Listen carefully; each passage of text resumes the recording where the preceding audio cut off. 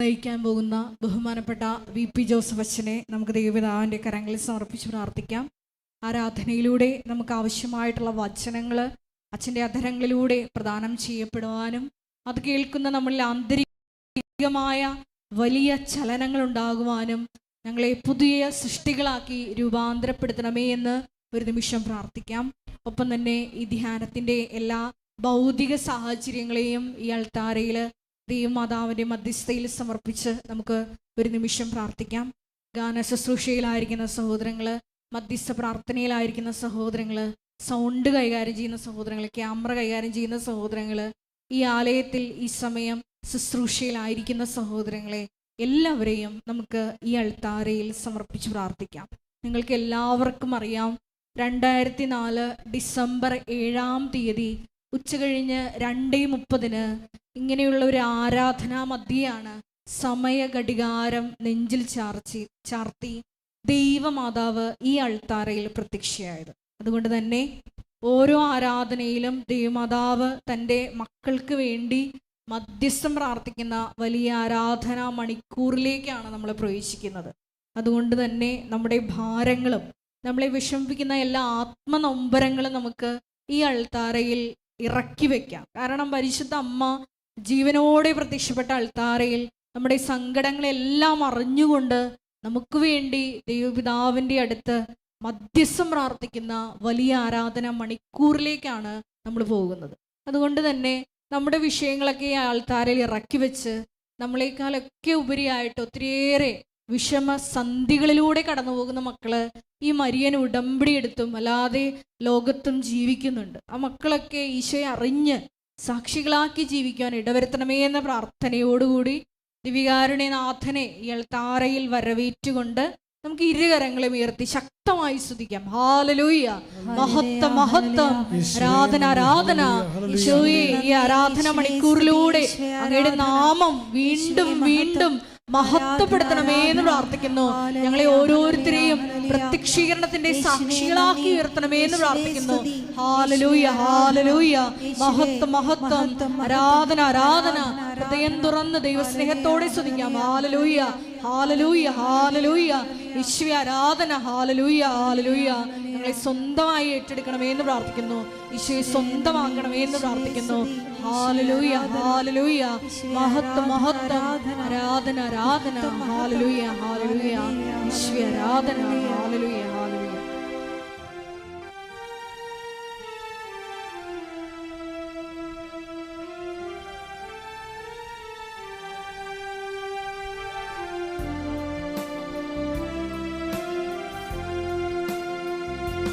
സ്തുതിയും പുകഴ്ചയും ഉണ്ടായിരിക്കട്ടെ ദിവ്യകാരുണ്യത്തിന് നേരവും ആരാധനയും സ്തുതിയും പുകഴ്ചയും ഉണ്ടായിരിക്കട്ടെ.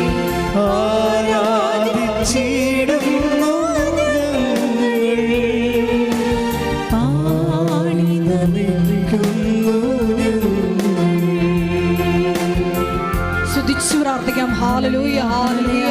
ദിവ്യകാരുണ്യനാഥ, ശക്തിയായി സൗഖ്യമായി സാന്ത്വനമായി ഞങ്ങളുടെ നിയോഗങ്ങളിൽ ഞങ്ങളുടെ ജീവിതത്തിൽ വന്ന് നിറയണമേ എന്ന് പ്രാർത്ഥിക്കുന്നു.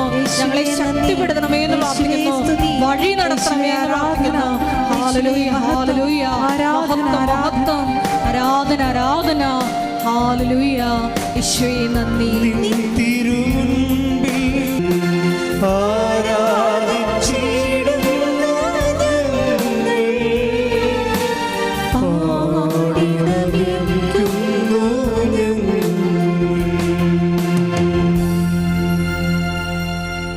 പരിശുദ്ധ പരമദിവ്യകാരുണ്യത്തിന് നേരവും ആരാധനയും സ്തുതിയും പുകഴ്ചയും ഉണ്ടായിരിക്കട്ടെ. പരിശുദ്ധ പരമദിവ്യകാരുണ്യത്തിന് നേരവും ആരാധനയും സ്തുതിയും പുകഴ്ചയും ഉണ്ടായിരിക്കട്ടെ. പരിശുദ്ധ പരമദിവ്യകാരുണ്യത്തിന് നേരവും ആരാധനയും സ്തുതിയും പുകഴ്ചയും ഉണ്ടായിരിക്കട്ടെ. നമുക്ക് പ്രത്യക്ഷീകരണ മധ്യസ്ഥ പ്രാർത്ഥന വിശ്വാസത്തോടെ ഏറ്റുചൊല്ലാം.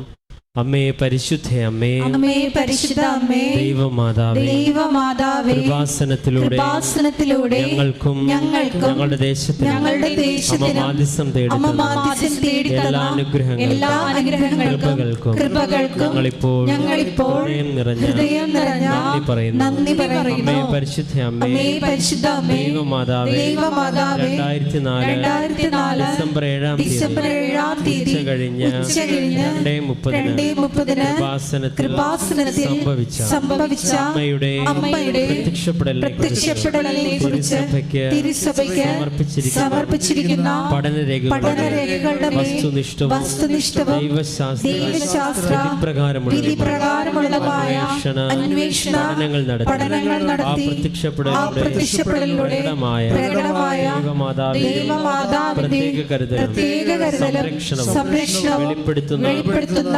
പീഡിതരുടെ ആശ്വാസവും പ്രവാചകന്മാരുടെ രാജ്ഞിയും വാഗ്ദാനത്തിന്റെ പേടകവും പ്രപഞ്ചപ്രകൃതിയുടെ മാതാവുമായ പരിശുദ്ധ അമ്മയുടെ ഭക്തി തിരുസഭയിൽ കൂടുതൽ പ്രചരിച്ച് ജീവിതത്തിന്റെ ദുരന്ത അവസ്ഥകളിൽ അകപ്പെട്ടു കഴിയുന്ന അനേകായിരം മക്കൾക്ക് ദൈവത്തിന്റെ സാന്നിധ്യവും സന്ധിപ്പും കൂടുതൽ അനുഭവിക്കുവാൻ ദൈവശക്തി കൈവരിക്കുവാൻ ഞങ്ങളുടെ കുടുംബങ്ങളെ ഇടയാക്കണമേ. സ്തുതിച്ച് പ്രാർത്ഥിക്കാം. ഹല്ലേലൂയ, ഹല്ലേലൂയ, ആരാധന. നാളിതുവരെ ഞങ്ങൾക്ക് ലഭിച്ച മരിയൻ ഉടമ്പടിയോട് ലഭിച്ച എല്ലാ കൃപകൾക്കും അനുഗ്രഹങ്ങൾക്കും നന്ദി പറയുന്നു. ഹല്ലേലൂയ, ഹല്ലേലൂയ, മഹത്വം, മഹത്വം, ആരാധന, ആരാധിച്ചിടുന്നു പാടി നമിക്കുന്നു ആരാധിച്ചിടുന്നു പാടി നമിക്കുന്നു പരിശുദ്ധ പരമദിവ്യകാരുണ്യത്തിന് ആരാധനയും സ്തുതിയും പുകഴ്ചയും ഉണ്ടായിരിക്കട്ടെ. പരിശുദ്ധ പരമദിവ്യകാരുണ്യത്തിന് ആരാധനയും സ്തുതിയും പുകഴ്ചയും ഉണ്ടായിരിക്കട്ടെ. പരിശുദ്ധ പരമദിവ്യകാരുണ്യത്തിന് ആരാധനയും സ്തുതിയും പുകഴ്ചയും ഉണ്ടായിരിക്കട്ടെ. അമ്മേ പരിശുദ്ധ അമ്മേ, അമ്മേ പരിശുദ്ധ അമ്മേ, സർവ്വലോകങ്ങളുടെ രാജ്ഞിയായ അങ്ങേയ്ക്ക് ഭൗമസംരക്ഷണത്തിനായി പ്രപഞ്ചപ്രകൃതിയെ തിരുസഭ പ്രതിഷ്ഠിക്കുവാൻ പ്രത്യക്ഷീകരണം വഴി ഇടയാക്കണമേ. പരിശുദ്ധ അമ്മേ, ജപമാല മാതാവേ, സകല പ്രാർത്ഥനകളോട് ചേർത്ത് ഞങ്ങളിപ്പോൾ പ്രാർത്ഥിക്കുന്ന ഈ സമൂഹത്തിന്റെ നിയോഗങ്ങളും നമുക്ക് മൗനമായി നമ്മുടെ നിയോഗങ്ങൾ പരിശുദ്ധ അമ്മയുടെ മധ്യസ്ഥതയിൽ സമർപ്പിച്ച് പ്രാർത്ഥിക്കാം.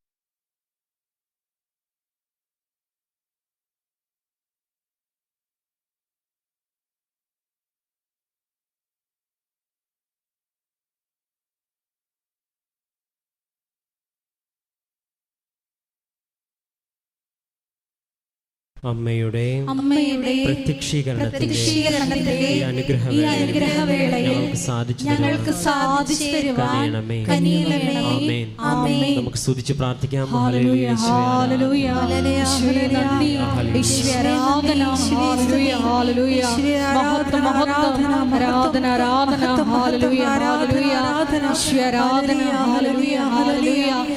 നാളിതുവരെ കൃപാസനത്തിൽ വന്നും ഓൺലൈനായി ഉടമ്പടി എടുത്ത് എല്ലാ മക്കളുടെയും നിയോഗങ്ങളെ ഒരിക്കൽ കൂടി അൾത്താരയിൽ സമർപ്പിച്ചു പ്രാർത്ഥിക്കുന്നു. പരിശുദ്ധ അമ്മയുടെ പ്രത്യക്ഷീകരണത്തിന്റെ സാക്ഷികളാക്കി ആ മക്കളെ ഉയർത്തണമേ എന്ന് പ്രാർത്ഥിക്കുന്നു.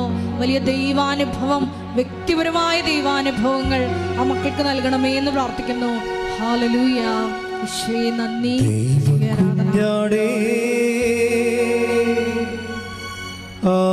ആത്മനാഥനേ,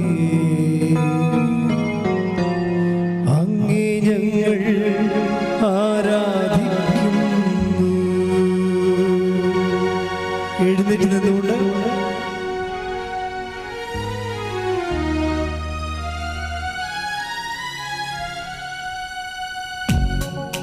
സ്നേഹത്തോടെ കരങ്ങളടിച്ച് സന്തോഷത്തോടെ നമുക്ക് പാടാം.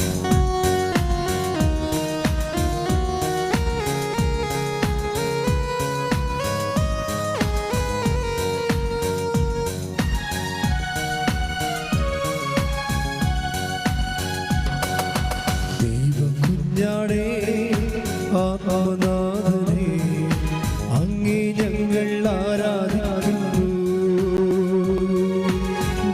ദൈവകുഞ്ഞാടേ ആത്മനാഥനേ, അങ്ങേ ഞങ്ങൾ ആരാധിക്കുന്നു.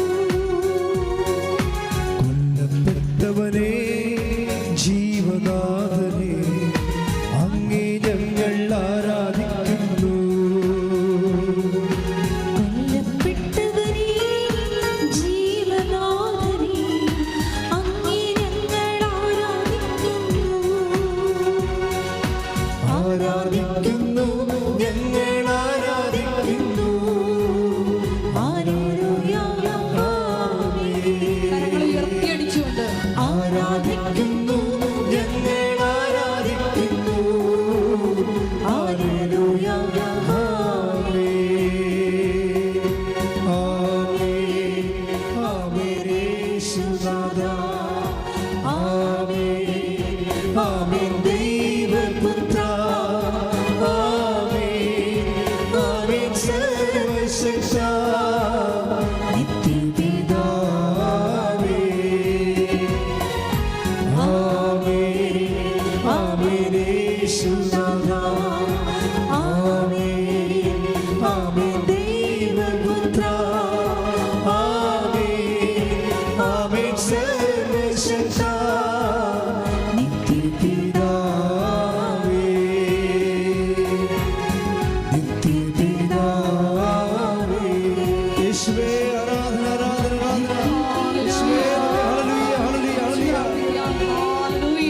മഹത്വം മഹത്വം.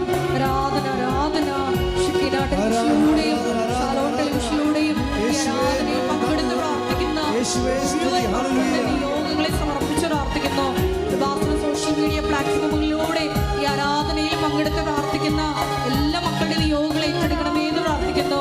മക്കളെ സാക്ഷികളാക്കി ഉയർത്തണമേ എന്ന് പ്രാർത്ഥിക്കുന്നു. Hallelujah hallelujah. മഹത്വം മഹത്വം. ആരാധന ആരാധന. ഹല്ലേലൂയ. Praise the lord. നമുക്ക് ഒരുമിച്ച് കർത്താവിനെ സ്തുതിക്കാം. സ്തുതിക്കട്ടെ. ഹല്ലേലൂയ. Hallelujah hallelujah. മഹത്വം മഹത്വം. ആരാധന ആരാധന. Hallelujah hallelujah. ഈശോയെ നന്ദി. ദൈവപിതാവേ ആരാധന. കരങ്ങളടിച്ചു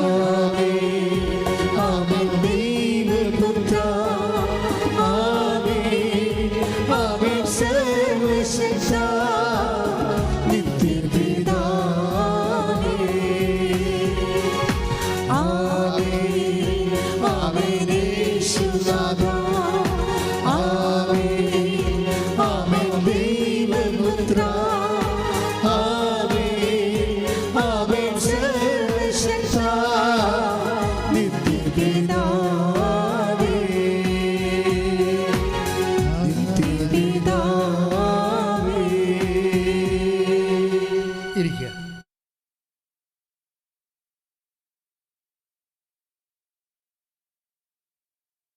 എൻ്റെ പ്രിയപ്പെട്ടവരെ, why should I be helped? ഞാൻ എന്തുകൊണ്ട് ദൈവത്താൽ സഹായിക്കപ്പെടണം? Why should God help me? എന്തുകൊണ്ട് ദൈവം എന്നെ സഹായിക്കണം? ജനറലായിട്ടുള്ള കാര്യങ്ങളല്ല, ജനറലായിട്ടുള്ള വിഷയങ്ങൾക്ക് പ്രത്യേകിച്ച് അത് ഓട്ടോമാറ്റിക്കായിട്ട് സൃഷ്ടിയുടെ കൂടെയുള്ളതാണ്. ഉൽപ്പത്തി അനുഗ്രഹങ്ങളെന്ന് പറയുന്ന ജനറ്റിക്കൽ ബ്ലെസ്സിങ്സ്, മക്കളുണ്ടാകുക, പഠിക്കുക, ആരോഗ്യമായിട്ട് ജീവിക്കുക, ജോലി കിട്ടുക, വിവാഹം കഴിക്കുക, അതെല്ലാം ജനറ്റിക്കൽ ബ്ലെസ്സിങ്സിലുള്ളതാണ്. സന്താനപുഷ്ടിയോടെ പെരുകി ഭൂമിയെ നിൻ്റെ ജീവിതത്തെ കീഴടക്കുക എന്നുള്ളത് ആദ്യമേ ദൈവം കൊടുത്തിരിക്കുന്ന ബ്ലെസ്സിങ്സാണ്. ഈ ജനറ്റിക്കൽ ബ്ലെസ്സിങ്സ് യുക്തിവാദികളും നിരീശ്വരവാദികളായാലും ശരി, അവർക്കും കുഞ്ഞുങ്ങളുണ്ടാകുകയും ജോലി കിട്ടുകയൊക്കെ ചെയ്യും, വീട് വെക്കുകയും ചെയ്യും. അതിനൊന്നും പ്രാർത്ഥനയുടെ ഒരു ആവശ്യമില്ല. We are speaking about the particular blessings.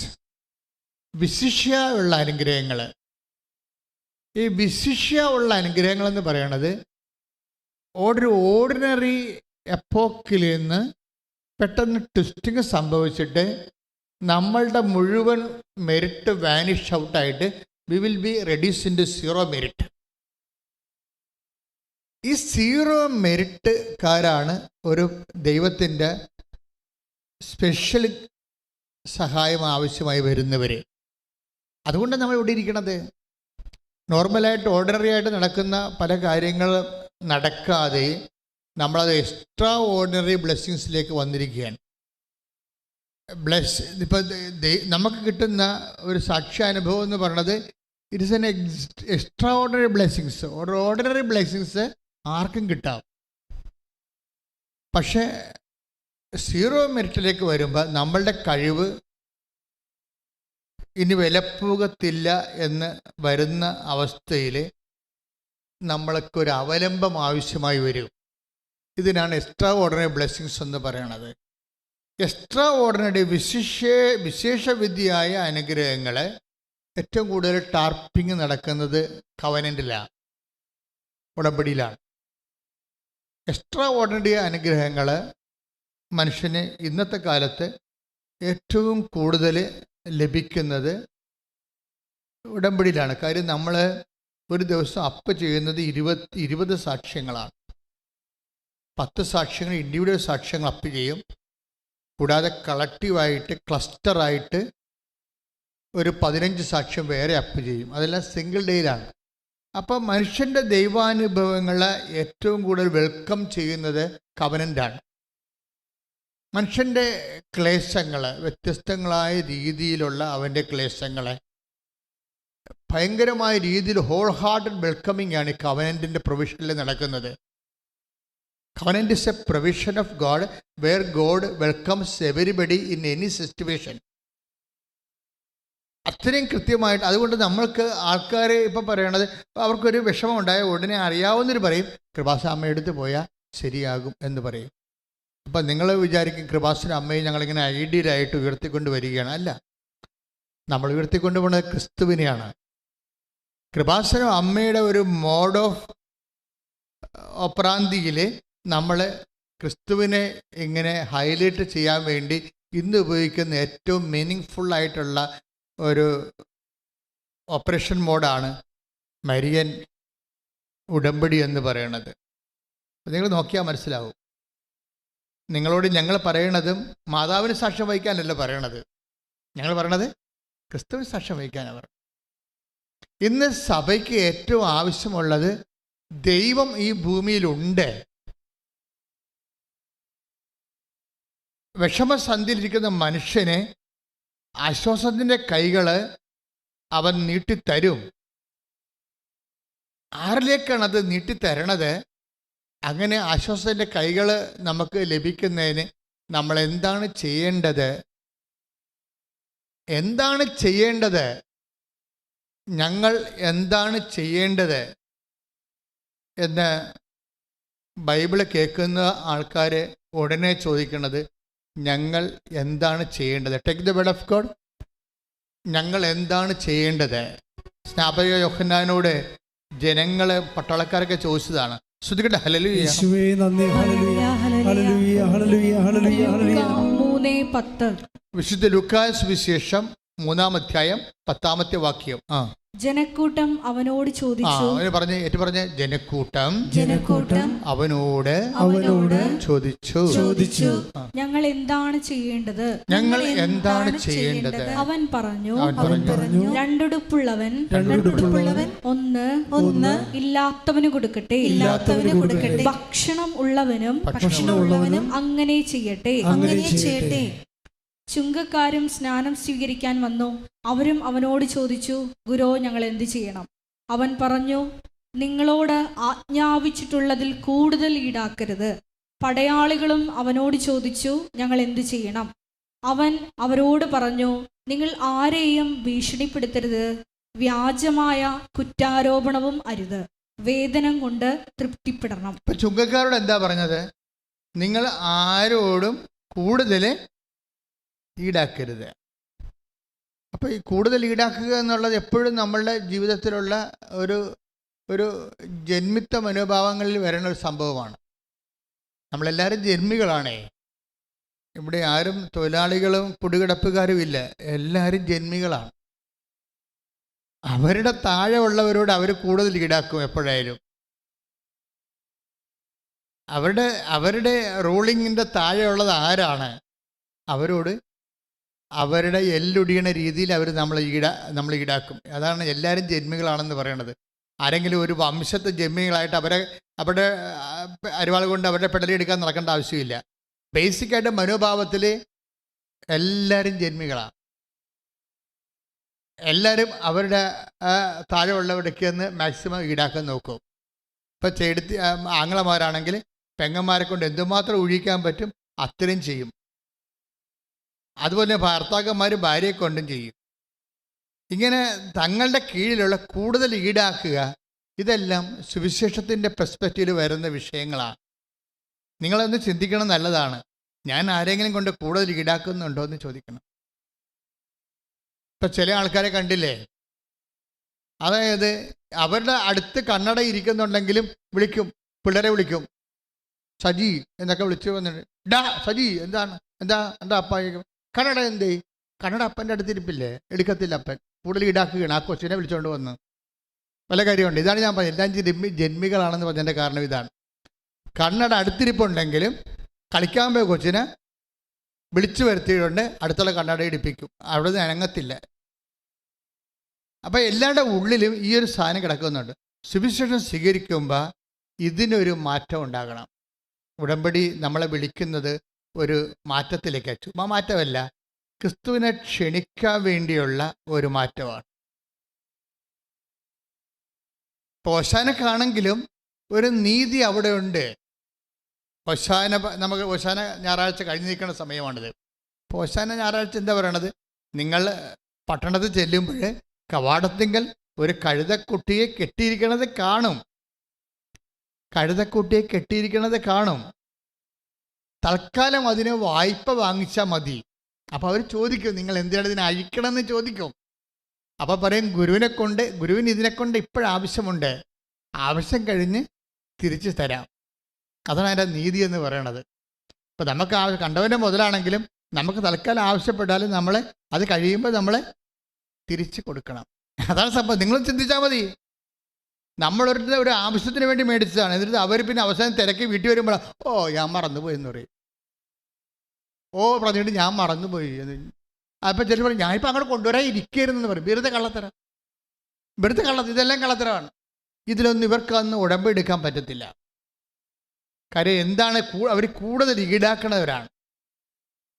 ഈടാക്കണവരാണ്. അപ്പം നിങ്ങളൊന്ന് ആത്മശോധന, ഞാൻ കൂടുതൽ ഈടാക്കുന്നുണ്ടോ എല്ലാ വിഷയത്തിനും? പട്ടാളക്കാരോട് പറയണത് എന്താണ്, നിങ്ങൾ ഗുണ്ടകളാണ്, സർക്കാരിൻ്റെ ഒഫീഷ്യൽ ഗുണ്ടകളാണ്. പക്ഷെ ഗുണ്ട പണി എല്ലായിടത്തും പോയി കാണിച്ചേക്കരുത്, അല്ലേ? ഇപ്പം പട്ടാളക്കാരും പോലീസുകാരെന്നൊക്കെ പറയുമ്പോൾ സർക്കാരിൻ്റെ ഒഫീഷ്യലായിട്ടുള്ള മർദ്ദന ഉപകരണങ്ങളാണ് അവരുടെ ജോലി അതാണ്. കാര്യം തിന്മ ചെയ്യുന്നവനെ ജനങ്ങൾക്ക് സുരക്ഷിതവും സമാധാന ജീവിതവുമായി കൊടുക്കാൻ വേണ്ടി അവരെ ഗുണ്ടാപ്പണി സർക്കാരിന് വേണ്ടി ചെയ്യുന്ന ആൾക്കാർ പട്ടാളക്കാരല്ല. ഇപ്പോഴും അല്ല, പണ്ടും അങ്ങനെ തന്നെ. ആ പണി ഇല്ലെങ്കിൽ ഈ സമൂഹം നശിച്ചു പോകും. പട്ടാളക്കാരും പോലീസുകാരൊക്കെ ഇല്ലെന്നുണ്ടെങ്കിൽ നാട്ടിൽ കണ്ട എല്ലാ ബുദ്ധിയും ബോധവും ഇല്ലാത്ത, നിയമബോധവും ഇല്ലാത്ത, നിയമത്തോട് ബഹുമാനം ഇല്ലാത്തവന്മാരെല്ലാം ഗുണ്ടകളാവും. അങ്ങനെ ജനജീവിതത്തിൻ്റെ സമാധാനം നഷ്ടപ്പെടും.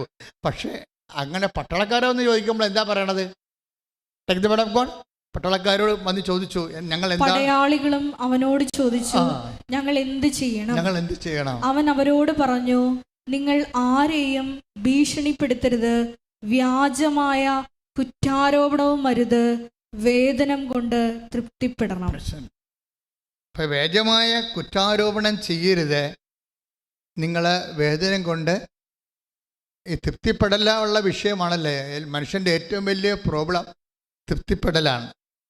ഇപ്പോൾ പട്ടാളക്കാരോട് പറഞ്ഞിരിക്കുന്നത്, നിങ്ങളെ കിട്ടിയ ശമ്പളം കൊണ്ട് തൃപ്തിപ്പെടാൻ പറഞ്ഞിരിക്കുകയാണ്. പക്ഷെ ഇവിടുത്തെ പ്രശ്നം എന്താണ്? തൃപ്തിയുടെ നിലവാരം എന്താണെന്ന് ആർക്കും അറിയത്തില്ല. തൃപ്തി ഓരോ ദിവസം ചെല്ലും തോറും ആൾക്കാരുടെ തൃപ്തിയുടെ നിലവാരം കൂടിക്കൊണ്ടിരിക്കും. ഈ കൊല്ലം മാരുതി കൊണ്ട് അഡ്ജസ്റ്റ് ചെയ്യുകയാണ്, തൃപ്തിപ്പെടുകയാണ്. അടുത്ത കൊല്ലം ഒപ്പലാസ്ട്ര കൊണ്ടുവരും. കാര്യം എന്താ? തൃപ്തിയില്ല. ഈ മാരുതി കൊണ്ട് തൃപ്തിയില്ല. പിന്നെ എങ്ങനെയാണ് ഏത് കാലത്ത് മനുഷ്യൻ രക്ഷപ്പെടാനും? ഏത് കാലത്ത്? അതാണ് നിങ്ങൾ തൃപ്തിപ്പെടുക എന്നുള്ളത് സുവിശേഷത്തിൻ്റെ പ്രധാനപ്പെട്ട ഒരു നിലവാരമാണ്.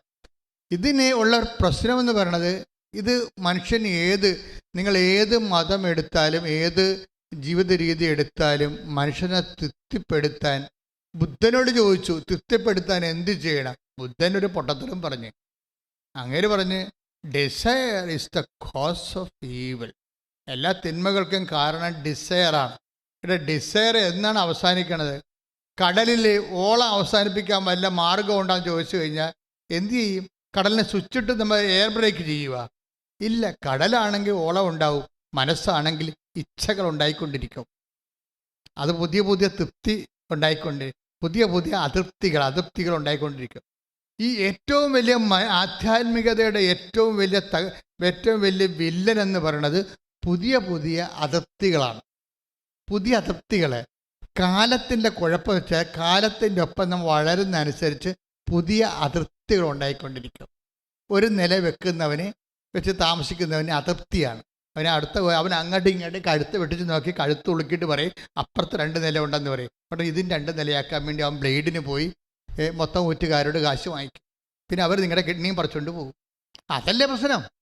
ഈ പ്രോബ്ലം ഉണ്ടാക്കുന്നത് ആരാണ്? തൃപ്തിക്കുറവാണ്. ശരിക്കും പറഞ്ഞാൽ എല്ലാ വിഷയങ്ങൾക്കും തൃപ്തിക്കുറവാണ്. അതുകൊണ്ട് കർത്താവ് എന്താ പറഞ്ഞത്? കർത്താവ് പറഞ്ഞത് തൃപ്തിക്കുറവിനെ അതൃപ്തിയെ ട്രീറ്റ് ചെയ്യണം. അതൃപ്തിയെ ട്രീറ്റ് ചെയ്യേണ്ടി വരും. അല്ലാതെ നിങ്ങൾ കുരിശാരോഹണത്തിൽ ഉയർപ്പിലും വിശ്വസിക്കണതിന് മുമ്പ് അതൊക്കെ എക്സിക്യൂട്ട് ചെയ്യണമെന്നെങ്കിൽ അതൃപ്തിയെ ട്രീറ്റ് ചെയ്യേണ്ടി വരും. അതൃപ്തിയെ എങ്ങനെ ട്രീറ്റ് ചെയ്യേണ്ടി വരും? അത് ഭയങ്കരമായൊരു വിഷയമാണ്.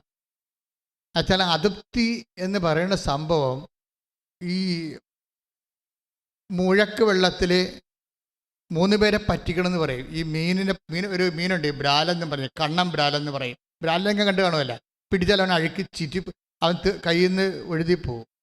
നമ്മൾ കുടത്തിലിട്ട് അവനെ പിടിക്കാൻ പറ്റത്തില്ല. കൈയിട്ട് കഴിയുമ്പോൾ അവൻ കറങ്ങി കളിക്കും. എന്താണ്? മുഴക്ക് വെള്ളത്തിൽ 3 പേരെ പറ്റിക്കും.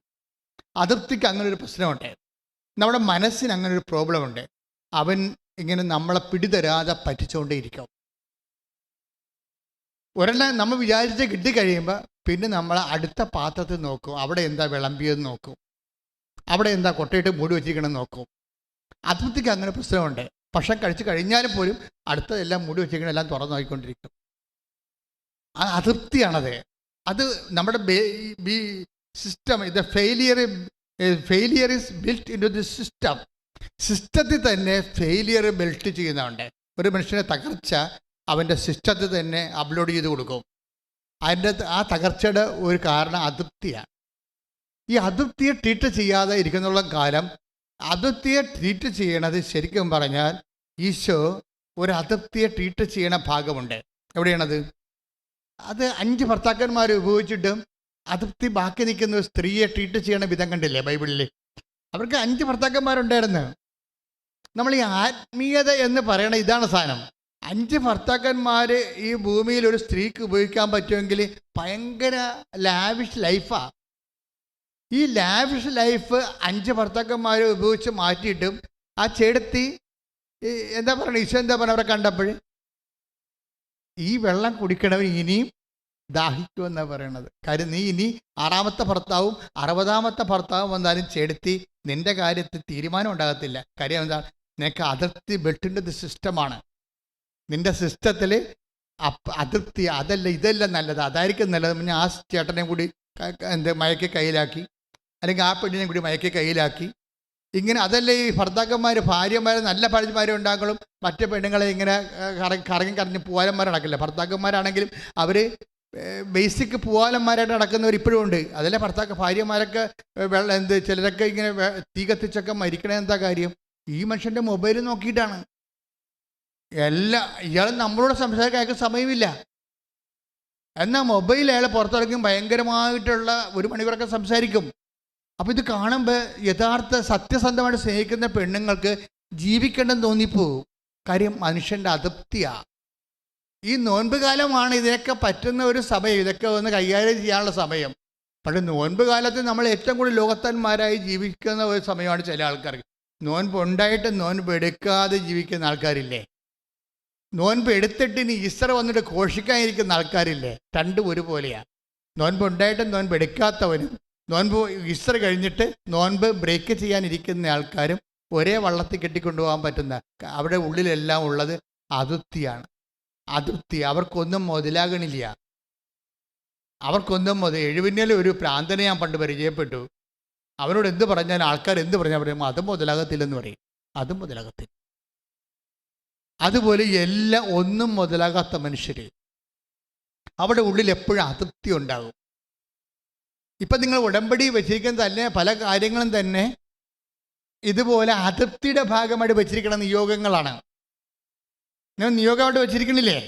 ഈ പല കാര്യവും ഇല്ലെങ്കിൽ നിങ്ങൾക്ക് ജീവിക്കാം, പക്ഷെ നിങ്ങൾക്ക് ജീവിക്കാൻ പറ്റത്തില്ല.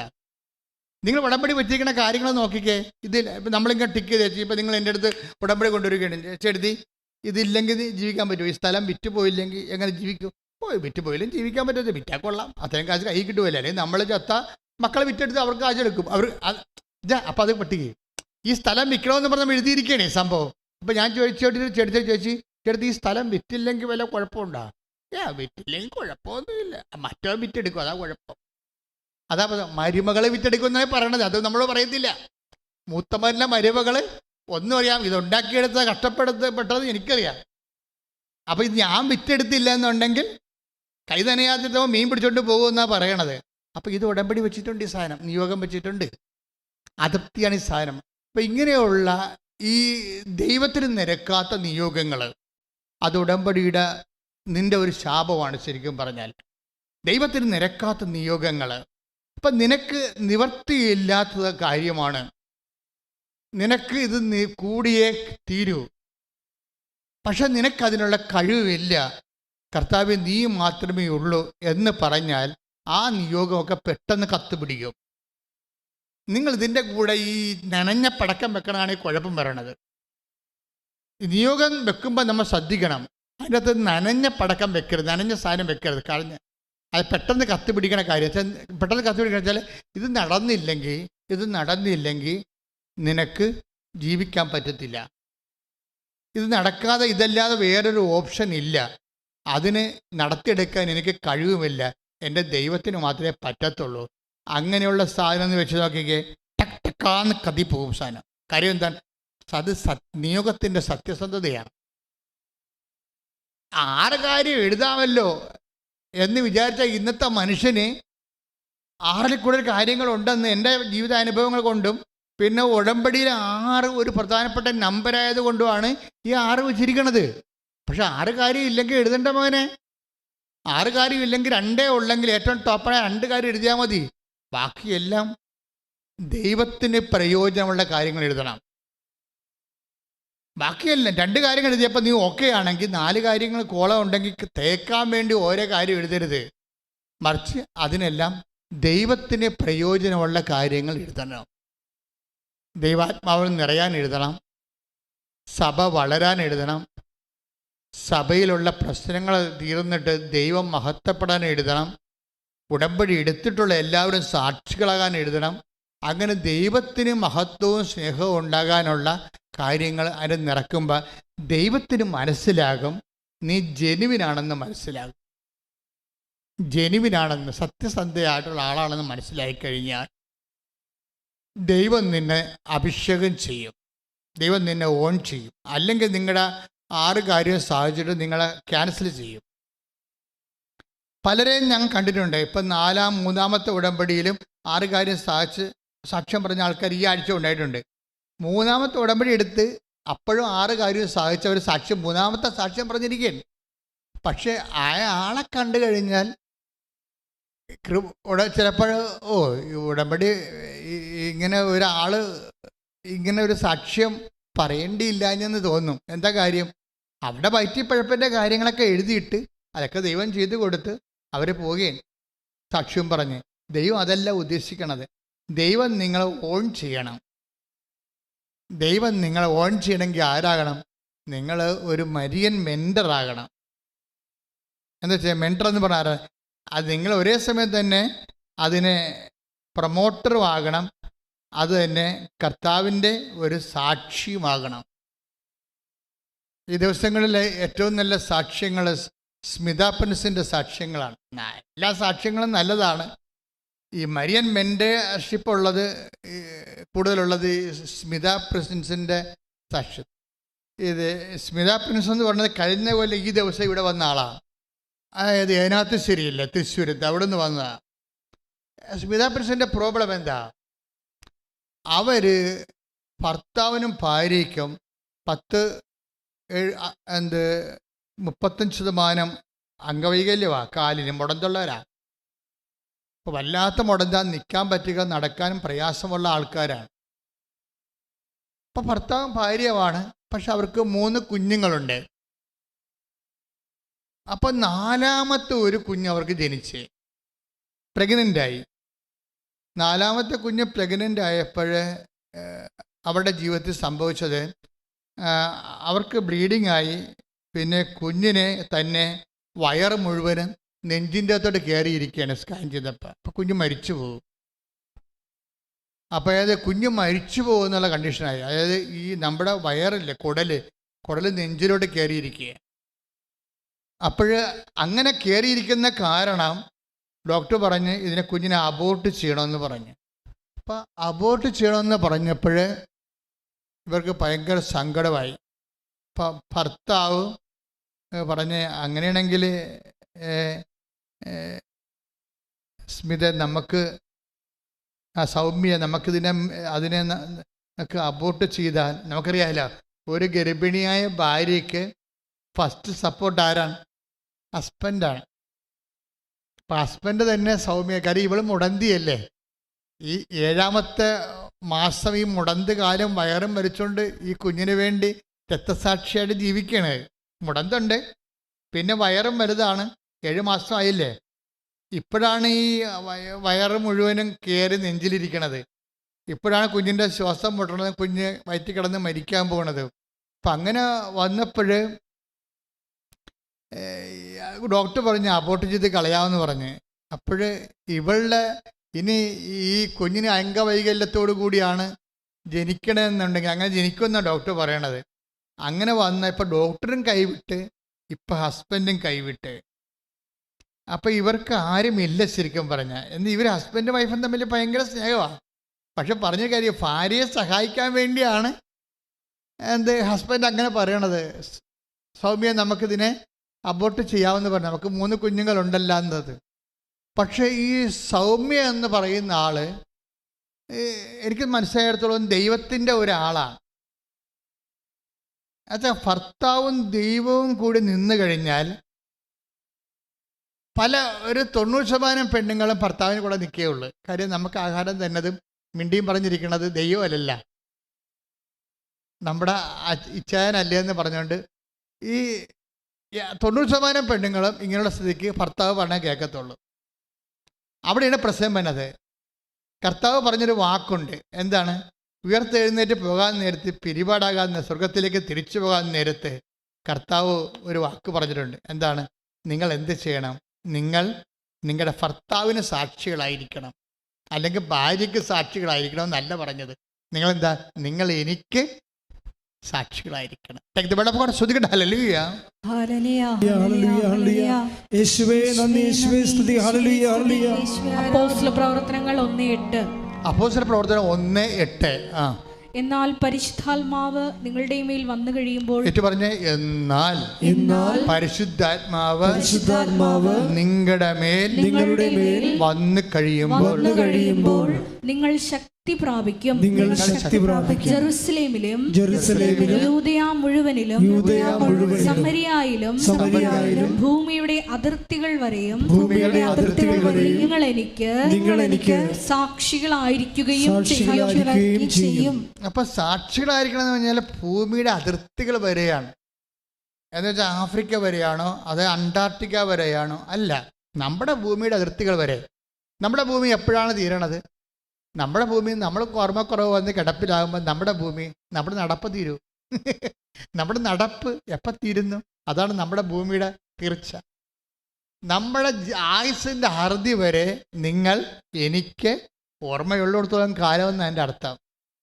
ഓർമ്മ ഉള്ളിടത്തോളം കാലം, നടക്കാൻ പറ്റുന്നിടത്തോളം കാലം നിങ്ങൾ എനിക്ക് സാക്ഷികളായിരിക്കും എന്ന് പ്രാർത്ഥിച്ചേ. കർത്താവേ, ഓർമ്മയുള്ളിടത്തോളം കാലം, നടക്കാൻ പറ്റുന്നിടത്തോളം കാലം അങ്ങയുടെ സാക്ഷിയായി ജീവിക്കാൻ എന്നെ അഭിഷേകം ചെയ്യണം. എന്നെ അഭിഷേകം ചെയ്യണം. ഹല്ലേലൂയ.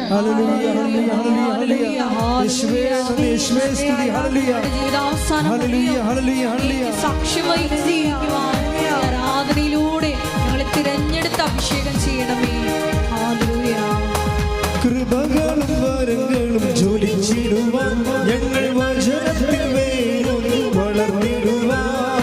കൃപകളും വരങ്ങളും ജ്വലിച്ചിടുവാൻ ഞങ്ങൾ വചനത്തിൽ വേരൂന്നി വളർന്നിടുവാൻ. ഇൻമഴയെ വീണ്ടും അയക്കണമേ, നിൻ ജനമുണർന്നിടുവാൻ. ഇൻമഴയെ വീണ്ടും അയക്കണമേ, നിൻ ജനമുണർന്നിടുവാൻ. പരിശുദ്ധാത്മാവേ, ശക്തി പകർന്നിടണേ. പരിശുദ്ധാത്മാവേ, ശക്തി പകർന്നിടണേ. പരിശുദ്ധ പരമ ദിവ്യകാരുണ്യത്തിന് ആരാധനയും സ്തുതിയും പുകഴ്ചയും ഉണ്ടായിരിക്കട്ടെ. അപ്പോൾ ഒരു ഗ്രീവിയസ് ആയിട്ടുള്ള ഒരു ക്രൂഷ്യൽ കാഷ്വാലിറ്റി നമ്മുടെ മുമ്പിൽ വരുമ്പോൾ മാത്രമേ നമ്മൾ വിശ്വാസിയാണോ ഇല്ലയോ എന്നറിയത്തുള്ളൂ. ഇപ്പം ദീപ അല്ല സൗമ്യ ഒരു വിശ്വാസിയാണ്. എങ്ങനെ? ദൈവം മുദ്ര വെച്ച വിശ്വാസിയാണ്. വിശ്വാസികൾ എനിക്ക് തോന്നുന്നത് എൻ്റെ അനുഭവത്തിൽ രണ്ട് തരമാണ്. മുദ്ര വെച്ച വിശ്വാസികളും ഒരു മുദ്രയും ഇല്ലാതെ വിശ്വാസികളാണ് എന്ന് പറഞ്ഞ് സ്വയം പ്രഖ്യാപിത വിശ്വാസികളും. സ്വയം പ്രഖ്യാപിത വിശ്വാസികൾ സഭയിൽ 80%. സ്വയം പ്രഖ്യാപിത വിശ്വാസികൾ സഭയിൽ 80%. ദൈവം അംഗീകരിച്ചത് ഒരു 20% കാണുമായിരിക്കും. എന്താണ്? സൗമ്യ എന്താ പറയണത്? ഡോക്ടർ കൈ ഒഴിഞ്ഞു, ഇവർക്ക് മുടന്താണ്, അവളുടെ കൊച്ചിൻ്റെ വയറ് കുടല് ചങ്കിൽ കയറിയിരിക്കുകയാണ്, അത് കൊച്ചു ചത്തുപോകുമെന്ന് പറഞ്ഞ് ഭർത്താവും അവളെ സംരക്ഷിക്കാൻ വേണ്ടി പറഞ്ഞ് ഇതിനെ നമുക്ക് കളയാമെന്ന് പറഞ്ഞു. ഇവളെ കളയത്തില്ല. കളയാതെ പക്ഷെ അവളെ സപ്പോർട്ട് ചെയ്യാൻ ആരുമില്ല. അവൾ പറയണേ എനിക്ക് ഒത്തിരി കസിൻസ് ഉണ്ടെന്നാണ് പറയണത്. എനിക്കൊത്തിരി കസിൻസ് ഉണ്ട്. പക്ഷേ ഇപ്പോഴ് ആരും ഈ ഒരു വിഷയത്തിൽ എനിക്കൊരു നല്ല വാക്ക് പറയാൻ പോലും ആരുമില്ല. എന്താ കാര്യം? ഇവള് സ്വന്തമായിട്ടുണ്ടാക്കിയെടുത്തതാണിത്. ഈ കുരിശ് ആരും ഉണ്ടാക്കി അവിടെ പെടലേക്ക് വെച്ച് കൊടുത്തതല്ല. ഈ കുരിശ് ഇവക്ക് വേണമെങ്കിൽ ഒഴിവാക്കാമായിരുന്നു.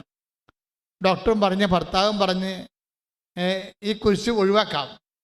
പക്ഷേ ഇവള് ക്രിസ്തുവിനെ പ്രതി മാത്രമാണ് ഇപ്പം ഈ കുരിശ് എടുത്തിരിക്കണത്. അപ്പം അതുകൊണ്ട് ആരും അവളെ കൺസോൾ ചെയ്യാനില്ല.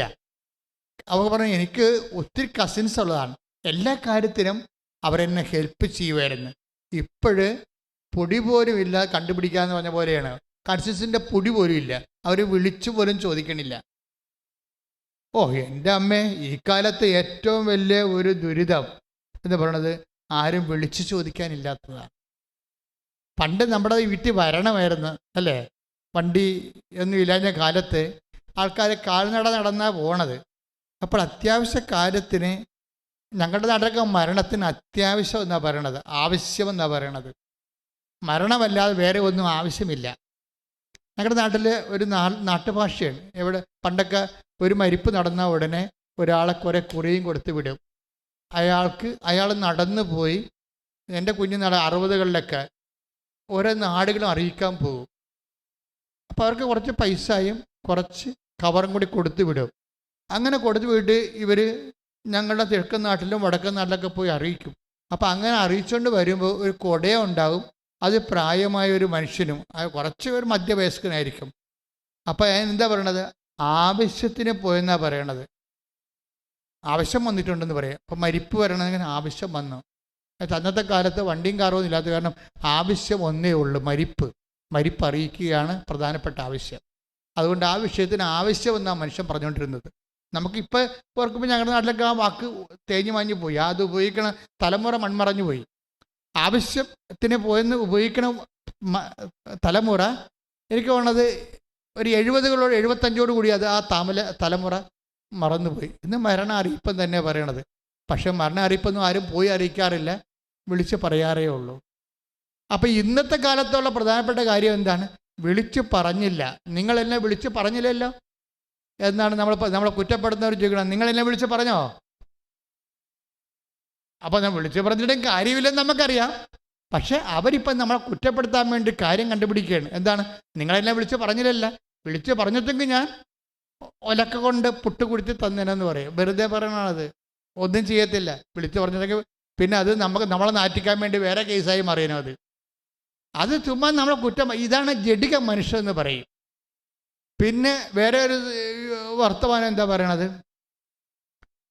വിളിച്ച് പറയണതും അതുപോലെ തന്നെ വിളിച്ച് ചോദിക്കണതും. നമ്മളുടെ കിടപ്പിലായി കഴിഞ്ഞാൽ ആദ്യം പടപടാന്ന് പലരും വിളിച്ച് ചോദിക്കും. ആദ്യത്തെ ആഴ്ച കുറേ 50 പേര് വിളിച്ചു ചോദിക്കും. 2 ദിവസം കഴിഞ്ഞ് കഴിഞ്ഞാൽ പിന്നെ വിളിച്ചു ചോദിക്കുന്നവരുടെ എണ്ണം 10 കുറയും. പിന്നെ 2 ആഴ്ച കഴിയുമ്പോൾ വിളിച്ചു ചോദിക്കുന്നവരുടെ എണ്ണം 1 കുറയും. പിന്നെ അപ്പോൾ 2 ആഴ്ചത്തെ ബന്ധങ്ങൾ നിങ്ങൾക്ക് ഉള്ളു കേട്ടാ. നിങ്ങൾ ആനക്കാരിയൊന്നും പറഞ്ഞുകൊണ്ട് തലയെ ചുമന്നുകൊണ്ട് കുറേ കണ്ടാമറകൾ നടക്കണില്ലേ കർത്താവിനേക്കാൾ വലിയ ആൾക്കാരായിട്ട്. വെറും 2 ആഴ്ച ആയുസ് മാത്രമേ ഇവന്മാർക്കുള്ളൂ. നിങ്ങൾക്ക് എന്തെങ്കിലും സംഭവിച്ചു കഴിഞ്ഞാൽ 2 ആഴ്ച കഴിയുമ്പോൾ അവസാനം വിളിച്ച ആളും 3 പ്രാവശ്യം കൊണ്ട് വിളിച്ചിട്ട് അവസാനിപ്പിക്കും. വിളിച്ച് ചോദിക്കാൻ ആരുമില്ലാത്തൊരാളായിട്ട് നിങ്ങൾ മാറുമ്പോഴും നിങ്ങളെ വിളിച്ചു ചോദിക്കാൻ ഒരാളുണ്ടായിരിക്കും. ശ്രുതികട്ടെ ഹല്ലേലൂയ. ഞങ്ങളുടെ തകർച്ചകളിൽ ആരാധ്യം വരെ കൂടി സ്നേഹത്തിന് നന്ദി പറയാം.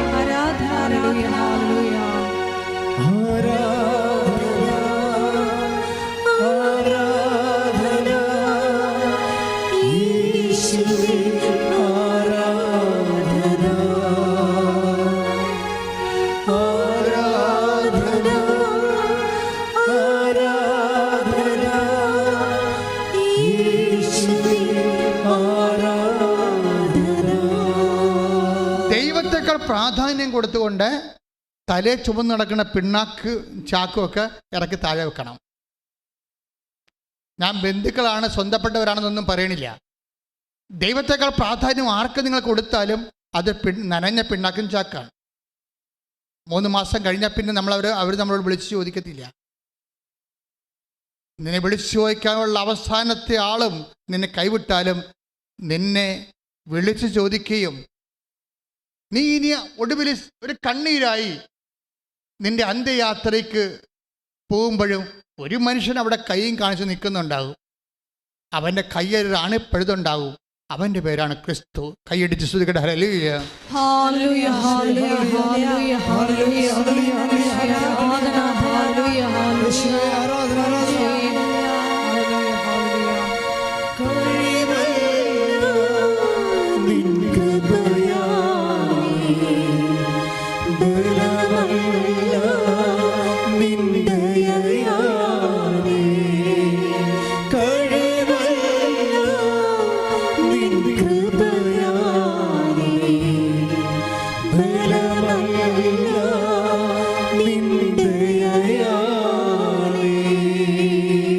പരിശുദ്ധ പരമ ദിവ്യകാരുണ്യത്തിന് ആരാധനയും സ്തുതിയും പുകഴ്ചയും ഉണ്ടായിരിക്കട്ടെ.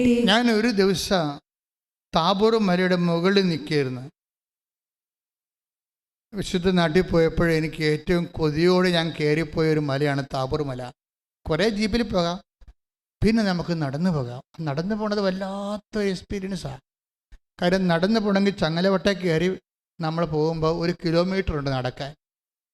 ചില സമയത്ത് വഴി നേരെ വരും, ചില സമയത്ത് വഴി വളഞ്ഞു വരും, ഇങ്ങനെ വരും.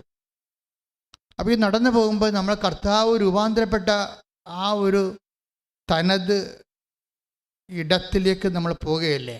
നമ്മളും നടന്ന് ചെല്ലുമ്പോൾ നമ്മളൊരു പ്രാർത്ഥിക്കുന്നവർക്ക് ഒരു ഫീലിംഗ് ഉണ്ടാകും. ഇപ്പം ഞാനിങ്ങനെ താബോർ മലയിൽ 1.5 മണിക്കൂർ ഞാൻ അവിടുത്തെ കാറ്റും കൊണ്ട് കർത്താവ് നടന്ന സ്ഥലങ്ങളൊക്കെ പ്രാർത്ഥിച്ച്, ഞാൻ എൻ്റെ കൂടെ 5-8 പേരൊക്കെ ഉണ്ടെങ്കിലും ഞാൻ ഇവിടെ കൂടെ ഒന്നും കൂടിയിട്ടില്ല. ഈ 10 ദിവസം കൂടിയില്ല. അവിടെ അടുത്തൊക്കെ എൻ്റെ പരിസരത്തും കണ്ണുപെട്ടത്തൊക്കെ അവരുണ്ടാകും. പക്ഷെ ഞാൻ എപ്പോഴും കർത്താവിൻ്റെ കൂടെ തന്നെ ആയിരുന്നു, പ്രാർത്ഥിച്ചും ധ്യാനിച്ചും ഈശോനെക്കുറിച്ച് ചിന്തിച്ചും ആലോചിച്ചും. അതുകൊണ്ടാണ് ഈജിപ്തിൽ വെച്ച് അമ്മ എൻ്റെ വായിൽ കൈയിട്ടത്. ഞാൻ അവിടെ പോയ സുറായൊക്കെ പറഞ്ഞ് നടന്നിരുന്നെങ്കിൽ ദൈവം എന്നെ മൈൻഡ് ചെയ്യാത്തയാൽ. ദൈവം മൈൻഡ് ചെയ്യണം മക്കളെ. അതിന് ജനക്കൂട്ടത്തെ ഒഴിവാക്കണം. എനിക്ക് ഇന്ന് ഞാനിപ്പോൾ 38 കൊല്ലമായി അച്ഛനായിട്ട്. എനിക്ക് മനസ്സിലായിരിക്കണത് ഏറ്റവും വലിയ ശത്രു ജനക്കൂട്ടമാണ്. എന്ന് വെച്ചാൽ നിൻ്റെ കൂടെ വെറുതെ കൂടിയിരിക്കുന്ന കുറേ ആൾക്കാർ, ഒരു കഥയുമില്ലാതെ അവർ ചെയ്യുന്ന പ്രധാനപ്പെട്ട അവരുടെ ദൗത്യം എന്ന് പറയുന്നത് നിന്നെ ദൈവത്തിൽ നിന്ന് അകറ്റിക്കളയുക മാത്രമാണ്. അവിടെ വ്യാജ ഉപദേശങ്ങൾ, അവർ നമ്മൾക്ക് തരുന്ന അപ്പോയിൻമെൻറ്റുകൾ, അവിടെ നമ്മളെ ഓക്യുപ്പൈ ചെയ്യുന്ന മാർഗങ്ങൾ എല്ലാം പൈശാചികമാണ്. നമുക്ക് തോന്നും അത് ഭയങ്കര സൗഹൃദപരമാണല്ലോ എന്ന്. ഒരു കഥയുമില്ല. കരിയുമ്പോൾ വിരകാൻ കയ്യിലെന്ന് പറഞ്ഞാൽ ചിലപ്പോൾ കയ്യിലും കരിഞ്ഞു പോകും. കർത്താവ് മാത്രമേ ഉണ്ടാകത്തുള്ളൂ. ശ്രുതിക്കട്ടെ ഹല്ലേലൂയ. Hallelujah, hallelujah, hallelujah. സ്തുതി, ഹല്ലേലൂയ, ഹല്ലേലൂയ. ആരാധന, ആരാധന. നിൻ കൃപയാണേ, ബലമല്ല നിൻ ദയയാണേ, കഴിവല്ല നിൻ കൃപയാണേ, ബലമല്ല നിൻ ദയയാണേ. പരിശുദ്ധ പരമ ദിവ്യകാരുണ്യത്തിന് ആരാധനയും സ്തുതിയും പുകഴ്ചയും ഉണ്ടായിരിക്കട്ടെ. അപ്പോൾ ഞാനിങ്ങനെ താബോറും വരെ നിൽക്കുമ്പോൾ എനിക്ക് അവിടുത്തെ ടോപ്പോഗ്രഫിയെക്കുറിച്ച് ഏറെക്കുറെ ഒരു ധാരണ ഉണ്ട്. കിഴക്കോട്ടും തെക്ക് കിഴക്കോട്ടും നോക്കുമ്പോൾ താബോർ മലയിൽ നിന്ന് തെക്ക് കിഴക്കോട്ട് നോക്കുമ്പോൾ ഹെർമോൺ മലയാണ്. ഒരകല ഒരു ക്യാൻവാസിൽ മല വരച്ചതുപോലെ തോന്നത്തുള്ളൂ നമുക്ക്. പക്ഷെ അവിടെ മഞ്ഞ് പെയ്യുന്നത് മനസ്സിൽ എവിടെയോ കുളിര് കോരുന്ന ഒരു അനുഭവം നമുക്കുണ്ടാകും. കാര്യം വി ആർ ഇൻ അനോയിൻറ്റിങ് സ്റ്റേജാണ്.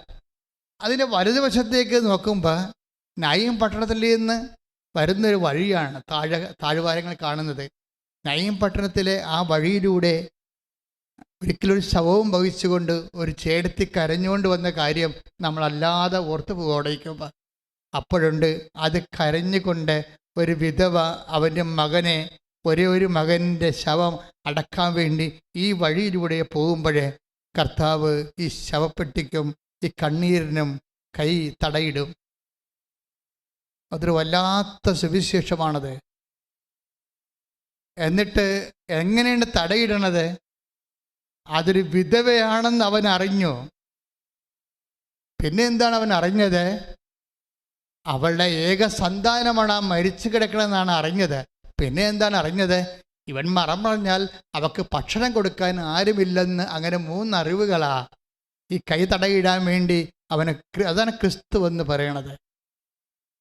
ഇതുപോലെ ആരുടെ ജീവിതം നശിച്ചു പോകുന്നുവോ അവിടെ നമ്മുടെ കൈതടയിട്ടാൽ ആ സമയത്ത് നീയും ഞാനും ക്രിസ്തുവാകും. അതാണ് ഈസ്റ്ററിന്റെ ലക്ഷ്യം. ശ്രുതിക്കട്ടെ ഹല്ലേലൂയ. Hallelujah, hallelujah, hallelujah. ആരാധന, ആരാധന, ഹല്ലേലൂയ. ഉരുവാക്കുമതി എനിക്കതു മതിയേ, ഉരുവാക്കുമതി എനിക്കതു മതി. ഒരു വാക്ക് മതി, ഒരുമിച്ച് പാടുക. കൈയിടിച്ചോണ്ട് പാടുക. എനിക്കതു മതി, ഉരുവാക്കുമതി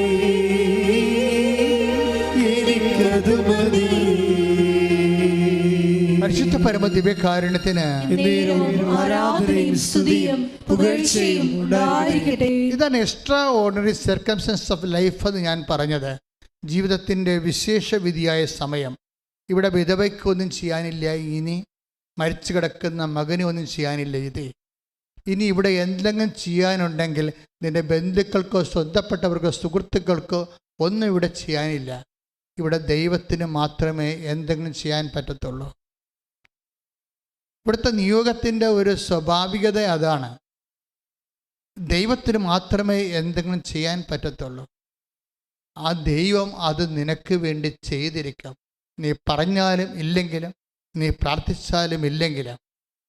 അപ്പം ഈ ഒരു മേഖലയിലേക്ക് വരുമ്പോൾ നമ്മൾ ശ്രദ്ധിക്കേണ്ട ഒരു കാര്യമുണ്ട്. ഈ ദൈവത്തെയാണ് നമ്മൾ നിസ്സാര കാര്യങ്ങൾക്കും നിസ്സാര വ്യക്തികൾക്ക് കൊടുത്ത പ്രാധാന്യത്തെ ഓർത്തുകൊണ്ടും ഈ ദൈവത്തെയാണ് നമ്മൾ ഒഴിവാക്കിയത്.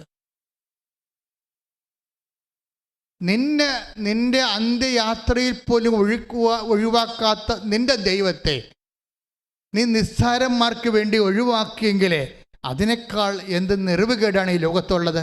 പ്രാർത്ഥിക്കുക, കർത്താവേ, ആരെല്ലാം നിന്നെ ഒഴിവാക്കിയാലും നിന്നെ കുറിച്ചുള്ള സത്യം ഗ്രഹിച്ചിരിക്കുന്ന ഞാൻ നിന്നെ ഉൾക്കൊണ്ടുകൊണ്ട് അന്ത്യം വരെ നിന്റെ സാക്ഷിയാകാൻ ജീവിക്കുവാൻ എന്നെ അഭിഷേകം ചെയ്യണം.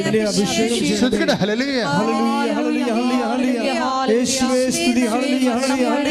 സാക്ഷിയായി ജീവിക്കുവാൻ, സാക്ഷ്യം വഹിച്ച് ജീവിക്കുവാൻ അഭിഷേകം ചെയ്യണമേ. ഞങ്ങൾക്കല്ല കർത്താവേ, ഞങ്ങൾക്കല്ല കർത്താവേ, മഹത്വം മഹത്വം യേശുവിനെ. ഞങ്ങൾക്കല്ല കർത്താവേ, ഞങ്ങൾക്കല്ല കർത്താവേ, മഹത്വം മഹത്വം യേശുവിനെ. കളിമൺ പാത്രങ്ങൾ ഞങ്ങൾ, അയോഗ്യദാസരം ഞങ്ങൾ. കളിമൺ പാത്രങ്ങൾ ഞങ്ങൾ, അയോഗ്യദാസരം ഞങ്ങൾ. ബലഹീനരാകും ഞങ്ങളെ ഉയർത്തി യേശുവിനാടും മഹത്വം. ബലഹീനരാകും ഞങ്ങളെ ഉയർത്തി യേശുവിനാടും മഹത്വം. മഹത്വം മഹത്വം യേശുവിന്, മഹത്വം മഹത്വം യേശുവിന്. പരിശുദ്ധ പരമ ദിവ്യകാരുണ്യത്തിന് എന്നേരവും ആരാധനയും സ്തുതിയും പുകഴ്ചയും ഉണ്ടായിരിക്കട്ടെ. എൻ്റെ പ്രിയപ്പെട്ടവനെ, എന്നിട്ട് ഈ കസിൻസ് എല്ലാ കാര്യങ്ങളും അവരെ കുറ്റം പറയരുത് കേട്ടോ. അവർക്ക് ഈ പാവപ്പെട്ട മുടന്തി എന്തിനാണ് ആവശ്യമില്ലാത്ത വയ്യാവേലികളെല്ലാം ഭരിച്ച് തല കിട്ടിയത്? അവക്കിത് ഒഴിവാക്കാമായിരുന്നതല്ലേ? പിന്നെ എന്തിനാണ് സ്വന്തമായിട്ട് ഇത് ഏറ്റെടുത്തിരിക്കണമെന്നുകൊണ്ട് കസിൻസ് ഒന്നും വിളിക്കാതെ? ചിലപ്പോൾ ഇവളുടെ സങ്കടം കേട്ടിട്ട് സഹിക്കാൻ പറ്റാതെ വിളിക്കാതിരിക്കാം. അങ്ങനെ വിളിക്കാതിരിക്കും ജനങ്ങൾ. പിന്നെ ഇങ്ങനെ ആവലാതിയല്ലേ കേൾക്കേണ്ടെന്ന് വിചാരിച്ചുകൊണ്ട് വിളിക്കത്തില്ല. അപ്പം അങ്ങനെ മനുഷ്യൻ ഇങ്ങനെ അവരുടെ ഭാരം കൂടുമ്പോൾ ആ ഭാരം അവർ ഇറക്കി വെച്ചുകൊണ്ടിരിക്കാം. അതുകൊണ്ട് നമ്മളെ ഇന്നല്ലെങ്കിൽ നാളെ അവരുടെ ചുമലിന്ന് നീ അവലംബം വെച്ചിരിക്കുന്ന ആൾക്കാരെ ഇറക്കി വെക്കുമെന്ന് അറിയണം. അതാണ് ഏറ്റവും വലിയ അറിവെന്ന് എനിക്ക് തോന്നുന്നത്. നീ ചുമന്നുകൊണ്ട് നടക്കുന്നവരെ ഇന്നല്ലെങ്കിൽ നാളെ ആഘോഷമായി നിന്നെ ഇറക്കി വെക്കുന്ന ഒരു കാലമുണ്ടാകും. കർത്താവിനും അറിയാമായിരുന്നു ഇറക്കി വെക്കുമെന്ന്. ചുമ്മാ ഗുരുവെന്നൊക്കെ വിളിച്ച് പരുവെന്നൊക്കെ വിളിച്ച് നടക്കണ വെറുതെയാണെന്ന് അറിയാമായിരുന്നു. നിങ്ങളെന്നെ ഇങ്ങനെ വിളിക്കും, പക്ഷെ തന്താങ്ങളുടെ വഴിക്ക് നിങ്ങളെ പോകും. തന്താങ്ങളുടെ വഴി എന്ന് പറഞ്ഞ് ബൈബിൾ ഉപയോഗിക്കുന്നൊരു വാക്കുണ്ട്, വല്ലാത്ത വാക്കാണ്. നിങ്ങളെല്ലാവരും എന്നെ ഉപേക്ഷിക്കുമെന്നും തന്താങ്ങളുടെ വഴിക്ക് പോകുമെന്ന്. ശ്രദ്ധിക്കട്ടെ. ഹല്ലേലൂയ.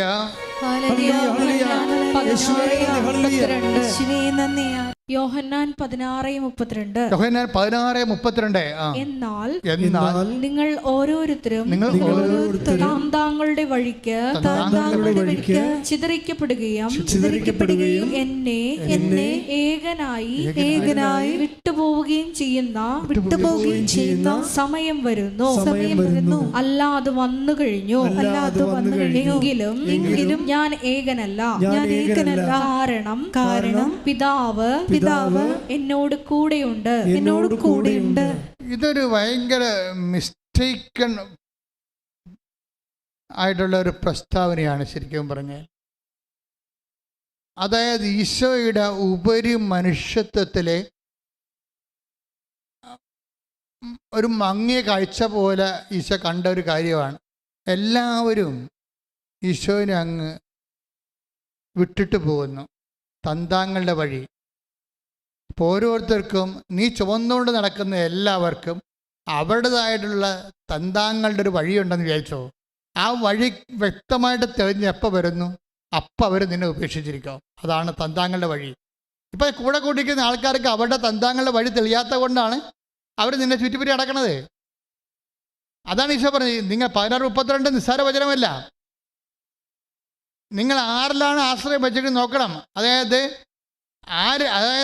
ഈവൻ ഈശോ അല്ലാതെ ഇത് ഇത്രയും വെട്ടിമുറിച്ച് ആരും പറഞ്ഞിട്ടില്ല.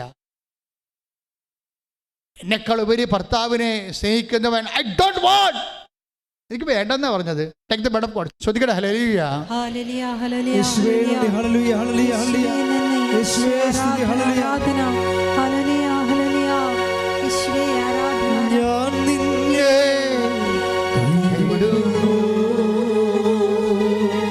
ഒരു നാളും മറക്കുന്നു. ഞാൻ നിന്നെ കൈവിടുന്നു ഒരു നാളും മറക്കുന്നു. ആരു മറന്നാലും മറക്കാത്തവൻ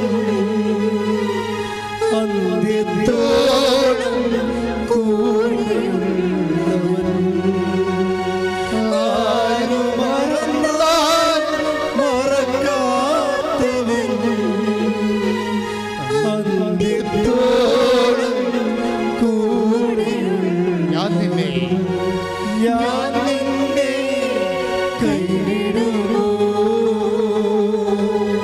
ഒരു നാളും മറക്കുന്നു. മത്തായി 10:37. മത്തായി സുവിശേഷം 10:37 വാക്യം. എന്നേക്കാൾ അധികം പറഞ്ഞേ. എന്നേക്കാൾ അധികം പിതാവിനെയോ മാതാവിനെയോ സ്നേഹിക്കുന്നവൻ എനിക്ക് യോഗ്യനല്ല. എന്നേക്കാൾ അധികം പുത്രനെയോ പുത്രിയെയോ സ്നേഹിക്കുന്നവനും എനിക്ക് യോഗ്യനല്ല. സ്വന്തം കുരിശെടുത്ത് എന്നെ അനുഗമിക്കാത്തവൻ എനിക്ക് യോഗ്യനല്ല. അപ്പൊ കുരിശാണ് പ്രശ്നം. കർത്താവിന് യോഗ്യമാകുന്നത് ആരാണ്? കുരിശാരാണ് എടുത്തിരിക്കണത്? നമുക്കൊരു ഭാര്യയുണ്ട്, നമുക്ക് ഭർത്താവുണ്ട്. ഇപ്പൊ ഭർത്താവിനെയൊക്കെ വർഷങ്ങൾ പരിചരിക്കണ ഭാര്യമാരില്ലേ, ഒരു കുരിശിനെ പരിചരിക്കണവര്. നമുക്ക് അധികം ബന്ധമില്ലാത്ത ഭർത്താവിൻ്റെ അപ്പനെ, അത്രയും ബന്ധമില്ല, ഭർത്താവിനോടും ബന്ധമില്ലാത്ത ഭർത്താവിൻ്റെ അപ്പനെ, ഒരു പ്രഷർ രോഗിയെ പരിചരിക്കുന്ന മരുമക്കളില്ലേ, അവരെന്താ ചരിക്കണത്? അവരുടെ കുരിശ് എടുത്തിരിക്കുകയാണിത്. ക്രിസ്തു ഈ ലോകത്ത് വന്നത് സഹനങ്ങളെ സ്വന്തമാക്കി ദൈവത്തെ നമുക്ക് അവകാശമാക്കാനാണ്. കൈയിടിച്ച് കർത്താവ് സ്തുതിക്കട്ടെ. ഹല്ലേലൂയ.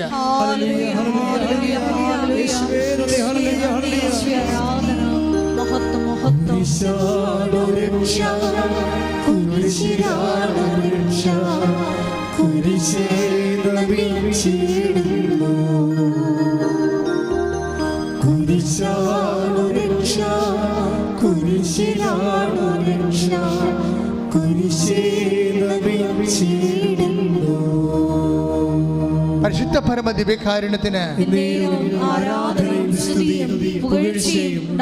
അപ്പോൾ നമ്മൾ ക്രിസ്തുവുമായി കൺഫ്രണ്ട് ചെയ്യുമ്പോൾ, അവനുമായി ഈ ജന്മത്തിന് ഒരു സമയം കുറിച്ച് കഴിയുമ്പോൾ, നമ്മൾക്ക് മുമ്പേക്ക് നടക്കുന്ന പരീക്ഷ ഒന്ന് മാത്രമേ ഉള്ളൂ. എന്താണ്? അവന് നമ്മളെ യോഗ്യമാണോ യോഗ്യമല്ലയോ? അവന് നമ്മളെ യോഗ്യമാണെങ്കിൽ എന്ത് ചെയ്യണം? അവൻ്റെ പേരിലുള്ള നമ്മുടെ സ്വന്തം കുരിശുണ്ട്, അത് അവൻ്റെ പേരിലാക്കി എടുത്തിട്ട് നമ്മൾ അക്സെപ്റ്റ് ചെയ്യണം. നമ്മുടെ സ്വന്തം കുരിശ്. ഇപ്പം നിങ്ങളുടെ സ്വന്തം കുരിശ് നിങ്ങളുടെ നടുവേദനയെന്ന് വിചാരിച്ചോ? നിങ്ങളുടെ സ്വന്തം കുരിശ് നിങ്ങളുടെ മെനിഞ്ചൈറ്റിസ് ആണെന്ന് വിചാരിച്ചോ? നിങ്ങളുടെ സ്വന്തം കുരിശ് നിങ്ങളെ ഉറക്കമില്ലാത്ത അവസ്ഥയാണെന്ന് വിചാരിച്ചോ? അത് മാറ്റിത്തരണമെന്ന് പറഞ്ഞുകൊണ്ട് ഞാൻ പിച്ചുമ്പയും പറഞ്ഞുകൊണ്ട് രാത്രി മുഴുവൻ അങ്ങോട്ടും ഇങ്ങോട്ടും നടന്ന് എന്തുമാത്രം മനുഷ്യർ നേരം വിളിപ്പിക്കുന്ന. പക്ഷെ ഒരു നിമിഷം നിങ്ങൾ പറയണം, കർത്താവ് ഇതെൻ്റെ കുരിശാണ്, ഇതിപ്പോൾ ഞാൻ നിൻ്റെ പേരിലേക്ക് പ്രമാണം ചെയ്ത് തരുന്നു, ഇത് നിൻ്റെ കുരിശാണ്, ഞാൻ നിൻ്റെ പേരിൽ ഇത് ഞാൻ എൻ്റെ സ്വന്തമായിട്ട് ഞാൻ ചുമക്കുന്നു എന്ന് പറഞ്ഞാൽ you are bearing Jesus, you are Christopher. നിങ്ങൾ കർത്താവിനെ വഹിക്കുന്നവരാകും. കൈയിടിച്ച് കർത്താവ് ഹല്ലേലൂയ, ഹല്ലേലൂയ. യേശുവേ നന്ദി, യേശുവേ ആരാധന. Hallelujah, hallelujah. കൈയടിച്ചുകൊണ്ട് ഒരുമിച്ച് പാടുക സന്തോഷത്തോടെ. ഒരുമിച്ച്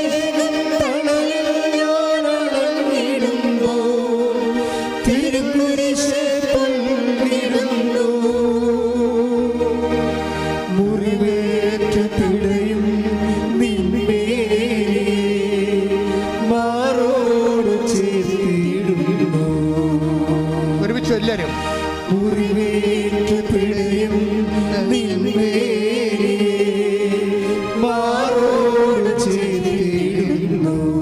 കുരിശാണ് രക്ഷ, കുരിശാണ് രക്ഷ, കുരിശിലാണ്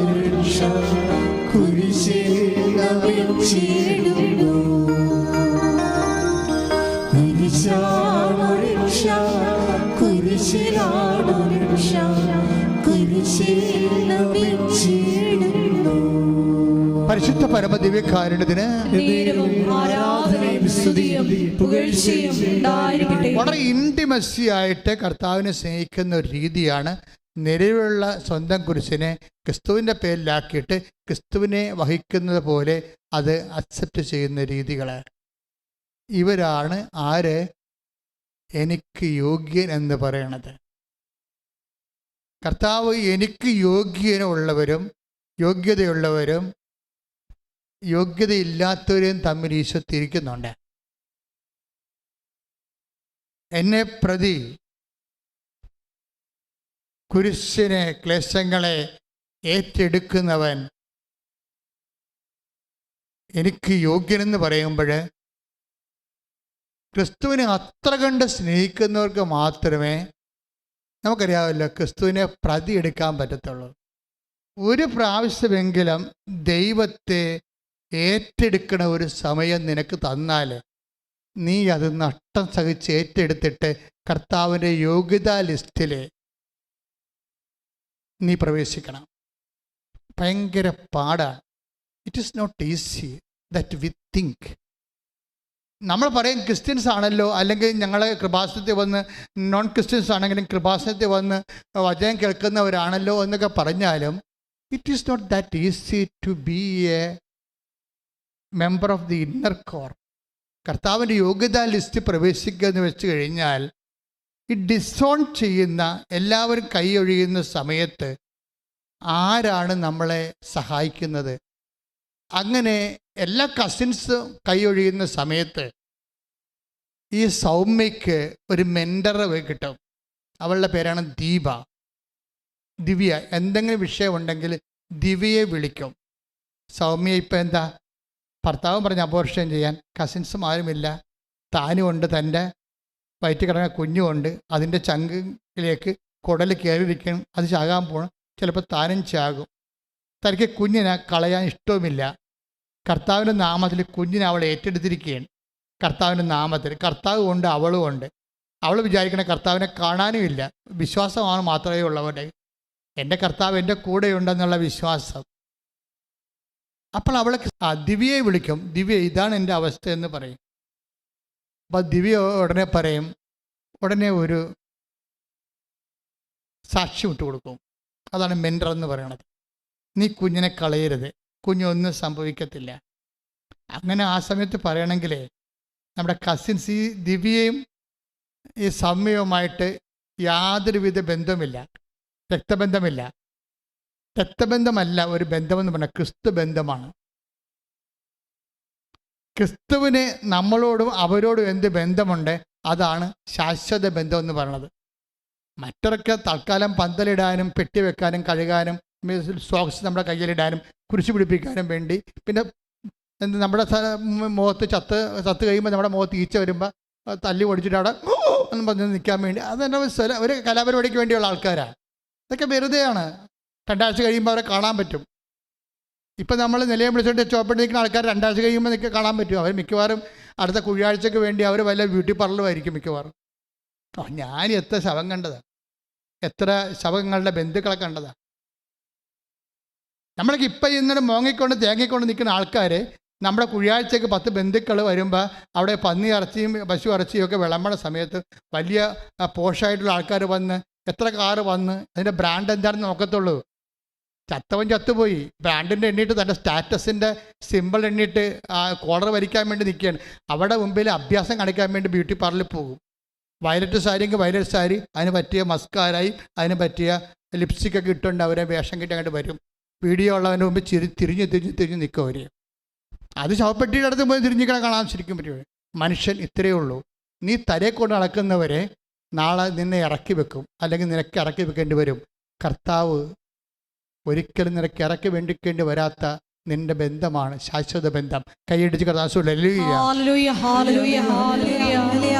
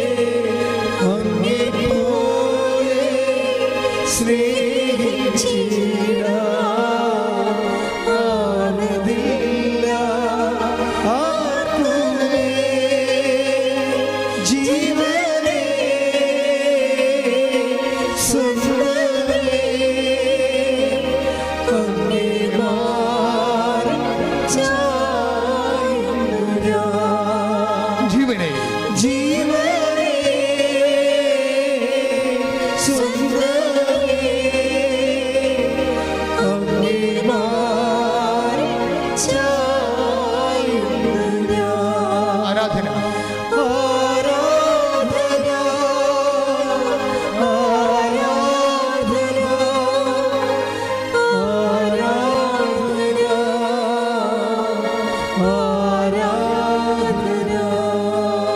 പരിശുദ്ധ പരമദിവ്യകാരുണ്യത്തിന് ആരാധനയും സ്തുതിയും പുകഴ്ചയും ഉണ്ടായിരിക്കട്ടെ. പരിശുദ്ധ പരമദിവ്യകാരുണ്യത്തിന് ആരാധനയും സ്തുതിയും പുകഴ്ചയും ഉണ്ടായിരിക്കട്ടെ. അപ്പൊ ദിവ്യ എന്ത് ചെയ്ത്? ദിവ്യ പറഞ്ഞ് ഈ കുഞ്ഞ് ഒന്നും സംഭവിക്കത്തില്ല, നീ കൃപാസനം മാതാവിന് കുഞ്ഞിനെ സമർപ്പിക്കണം, എന്നിട്ട് പോയി ഉടമ്പടി എടുക്കാൻ പറഞ്ഞ്. അപ്പോൾ ഈ 2 പേരും മുടന്തിയവരാണ്. 3 പിഞ്ചു കുഞ്ഞുങ്ങളും ഉണ്ട് അവർക്ക്. ഈ 3 പിഞ്ചു കുഞ്ഞുങ്ങളെ കൊണ്ട് ഈ മുടന്തനായ ഭർത്താവും മുടന്തനായ ഭാര്യയും ഗർഭിണിയായി വയറും വലിച്ചുകൊണ്ട് ഉടമ്പടി എടുക്കാൻ വരും. പക്ഷെ അവർ മുകളിൽ കയറും, പക്ഷെ ഉടമ്പടി അവർക്ക് എടുക്കാൻ പറ്റത്തില്ല. അവർക്ക് ഇരിക്കാൻ പറ്റണില്ല. അവർക്ക് ഇരിക്കാൻ പറ്റണില്ല. അവർക്ക് ഇരിക്കാൻ പറ്റാതെ പകുതി ഉടമ്പടി ക്ലാസ് ആകുമ്പോൾ അവർ ഇറങ്ങി കഷ്ടപ്പെട്ട് വേദനിച്ച് അവർ ഇറങ്ങിപ്പോരും. ഇറങ്ങി നേർച്ച വസ്തുക്കളൊക്കെ മേടിച്ചുകൊണ്ട് പോകും. ബാക്കിയുള്ള ഉടമ്പടി അല്ലാത്ത നേർച്ച വസ്തുക്കൾ കിട്ടത്തില്ലേ, അതൊക്കെ വാങ്ങിച്ചുകൊണ്ട് പോകും. എന്നിട്ട് പിന്നീട് അവരെ ആ നേർച്ച വസ്തുക്കളൊക്കെ ഉപയോഗിച്ചും പ്രാർത്ഥിച്ചുമൊക്കെ ഈ ദിവ്യയുടെ കൂടെ, അതൊരു മെൻറ്റർഷിപ്പല്ലേ ഉള്ളത്, അവിടെ കൂടെ ഇവളുടെ ഡെസ്റ്റിനേഷനിലേക്ക് അവൾ പോവുകയാണ്. അവൾ അവസാനം ആശുപത്രി പോകും, ഓപ്പറേഷൻ നടത്തും. ആ സമയത്തെല്ലാം കുഞ്ഞിൻ്റെ വയറ്റിലെ ആരുടെങ്കിലും വാങ്ങിച്ച് തൈലം പൂശും, പ്രാർത്ഥിക്കും, ഉപ്പ് ഭക്ഷണത്തിൽ അവൾ കഴിക്കും, കൃപാസനം മാതാവിൻ്റെ കാശുരൂപം സൂക്ഷിക്കും. അപ്പോൾ മാതാവിൻ്റെ സാന്നിധ്യം എന്ന് മാത്രമായിട്ട് ഈ കുഞ്ഞിനെ 28 ദിവസം ഇവൾ കാണത്തില്ല. പക്ഷേ കുഞ്ഞ് പ്രസവിച്ച് കഴിയുമ്പോൾ അല്ലെങ്കിൽ ഓപ്പറേറ്റ് ചെയ്ത് കഴിയുമ്പോൾ അമ്മ ഈ പറഞ്ഞ പോലെ തന്നെ കുഞ്ഞിൻ്റെ ചങ്കിലോട്ട് കയറിയിരുന്ന കുടലിനെ താഴേക്ക് ഇറക്കിയിട്ട് നോർമൽ ബോഡിയാക്കി കളയും. അപ്പം അത് കർത്താവ് കൂടെ ഉണ്ടാകും. അതാ കർത്താവിന് വേണ്ടി ഒരു കാര്യം വിശ്വാസം പ്രഖ്യാപിച്ചു കഴിഞ്ഞാൽ എല്ലാവരും ഇട്ടച്ചും പോയാലും കർത്താവ് ഇട്ടച്ചും പോകത്തില്ല. അത് കർത്താവ് ചെയ്യും. പക്ഷെ ചെയ്യുമെങ്കിലും ചെറിയ ഒരു ബ്ലീഡിങ് വരും ഉള്ളിൻ്റെ ഉള്ളിൽ. അതായത് അകത്തെ വാൽവിൽ ഒരു ചേഞ്ചിങ് വന്നിട്ട് ചെറിയ ഒരു ബ്ലീഡിങ് വരും. അതായത് അത് 28 ദിവസം ഇങ്ങനെ അവർ വെന്റിലേറ്ററല്ല ICUവിൽ കിടക്കും. അപ്പോൾ 22 ദിവസം കുഞ്ഞിനെ കാണാൻ പറ്റത്തില്ല അവൾക്ക്. അപ്പോൾ 22 ദിവസം ട്രീറ്റ്മെൻറ്റിൽ കിടക്കുമ്പോൾ കാശുരൂപം മാത്രം കുഞ്ഞിൻ്റെ തൊട്ടിൽ വെച്ച് കൊടുക്കും. മാതാവിൻ്റെ അമ്മയോട് പറയും, അമ്മേ എനിക്ക് കുഞ്ഞിനെ കാണാൻ പറ്റത്തില്ല, പക്ഷേ അമ്മയ്ക്ക് കുഞ്ഞിനെ കാണാൻ പറ്റും. അമ്മ ഈ കുഞ്ഞിനെ സുഖപ്പെടുത്തി എനിക്ക് 4ാമത്തെ കുഞ്ഞായിട്ട് തിരിച്ചു തരണമെന്ന് പറയും. അപ്പം ഇങ്ങനെ ഓരോ സമയത്തും നല്ല മെൻറ്ററെ പോലെ ഈ ദിവ്യ ഇവരെ സപ്പോർട്ട് ചെയ്തുകൊണ്ടിരിക്കും. പിന്നെ ഭർത്താവും അവരെ പോലെ ഭർത്താവിന് അവളുടെ ഹെൽത്ത് ഉദ്ദേശിച്ചിട്ടാണ് അയാളങ്ങനെ പറഞ്ഞതെങ്കിലും ആ വിശ്വാസ പ്രഖ്യാപനത്തിൽ ഈ കുടുംബം മൊത്തമായിട്ട് വിജയിക്കും. ഈ കുഞ്ഞിനെ ജീവനോടെ കിട്ടിയിട്ട് അവർ കഴിഞ്ഞ ദിവസം ഇവിടെ ഒന്ന് സാക്ഷ്യം പറയും. അതിൻ്റെ അകത്ത് ഒന്ന് കഴിഞ്ഞ ശനിയാഴ്ചത്തെ വലിയ ശനിയാഴ്ച വന്ന ഒരു സാക്ഷ്യമാണ്. 1 കൊല്ലം ദൈവം അവരിൽ പ്രവർത്തിച്ചിട്ട് ദൈവം ആ ഫയൽ ഭയങ്കരമായിട്ട് നല്ല ക്ലിയറായിട്ട് ക്ലോസ് ചെയ്യുന്നുണ്ട്, ഭംഗിയായിട്ട് ക്ലോസ് ചെയ്യുന്നു. അവർ സുവിശേഷത്തിന് വലിയ സാക്ഷികളായിട്ട് അവരെ മാറ്റുന്നു. പക്ഷെ അവിടെ വരണത് ഇക്കാലങ്ങളിൽ നമ്മൾ കണ്ടിരിക്കുന്നത് ഈ വീണു പോകുന്ന ആൾക്കാരെ ദൈവത്തിൻ്റെ നാമത്തിൽ വിശ്വാസത്തിൽ ഉറപ്പിച്ച് നിർത്തുന്ന, അതിനാണ് മെൻറ്റർ എന്ന് പറയണത്. ഉടമ്പടിയിലെ പ്രഖ്യാപിതമായ ദൈവദൗത്യമാണ് മെൻറ്ററിങ് എന്ന് പറയുന്നത്. മരിയൻ മെൻറ്റർ, അതായത് ക്രിസ്തുവിലെ ഒരാളെ താങ്ങി നിർത്തുക, വിശ്വാസ വീഴ്ചകളിൽ വീണു പോകാതെ നിലനിർത്തുക, ക്രിസ്തുവിനെ അറിയിക്കുക, അറിഞ്ഞവരെ ആഴപ്പെടുത്തുക. ഇങ്ങനെയുള്ള ഒരു വലിയ നടപടിക്രമമാണ് എന്നെ ഇവിടെ എത്തിച്ചത്. മാതാവ് പ്രത്യക്ഷപ്പെടുന്ന രീതിയിലും ഉടമ്പടി പ്രാർത്ഥന നൽകുന്ന രീതിയിലും അതിൽ 10,000 സാക്ഷ്യം വഹിച്ചുകൊണ്ട് ദൈവത്തെ കൈമാറ്റി മാറുന്ന രീതിയിലേക്ക് ഉയർത്തിയതിൻ്റെ പേരിൽ ഈ മെൻറ്ററിങ് ആവുള്ളത്. എന്താ, ഞാൻ എൻ്റെ കുഞ്ഞുനാളിൽ 6ാം ക്ലാസ്സിൽ പഠിക്കുമ്പോൾ ഞങ്ങളുടെ ഒക്കേഷൻ പ്രൊമോട്ടറായിട്ട് ദേവിളിയുടെ പ്രൊമോട്ടർ അവിടെ വരും. അങ്ങേരെന്ന് പറഞ്ഞ വാക്ക് ബോർഡിൽ എഴുതിയിട്ട് ഞാൻ ഇപ്പോൾ ഓർക്കുന്നുണ്ട്. നിങ്ങൾ ലോകം മുഴുവനും പോകണം, എല്ലാ സൃഷ്ടികളോടും സുവിശേഷം പ്രസംഗിക്കണം. അപ്പം ഞാൻ ഫ്രണ്ട് ബെഞ്ചിൽ ഇരിക്കുകയാണ്. ഞാൻ എല്ലാ കാലങ്ങളിലും ഫ്രണ്ട് ബെഞ്ച്, ചെറിയ പൊക്കമായ ഇല്ല, ആരോഗ്യമില്ലാത്ത കൊണ്ട് എപ്പോഴും നമ്മൾ ഫ്രണ്ടിലെയാണ് ഇരിക്കണത്.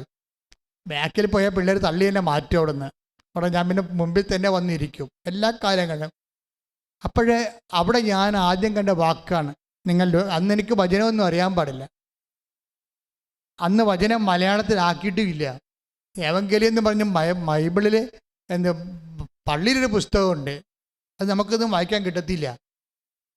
അപ്പോഴേ ആ ഒരു കാലമായിരുന്നു 66 മറ്റേ കാലം. അപ്പം നിങ്ങൾ ലോകം മുഴുവനും പോവുക, എല്ലാ സൃഷ്ടികളോടും സുവിശേഷം പ്രസംഗിക്കുക.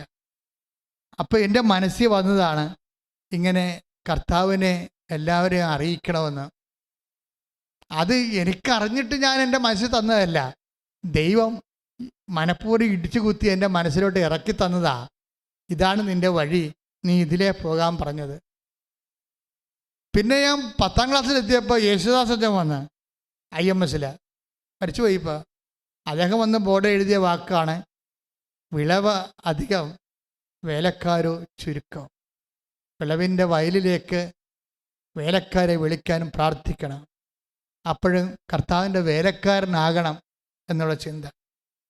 അത് ഞാൻ മൈനസ്സമാരി ചേർന്നിട്ട് എൻ്റെ പഴയ നോട്ട് പുസ്തകങ്ങളുടെ ബാക്കി 10ാം ക്ലാസ്സിൽ പഠിച്ച് എഴുതി മാറ്റിയതിൻ്റെ ബാക്കി എല്ലാ നോട്ട് പുസ്തകത്തിൻ്റെ ബാക്കിൽ 5-8 പേജ് എഴുതാത്തതുണ്ടാകും.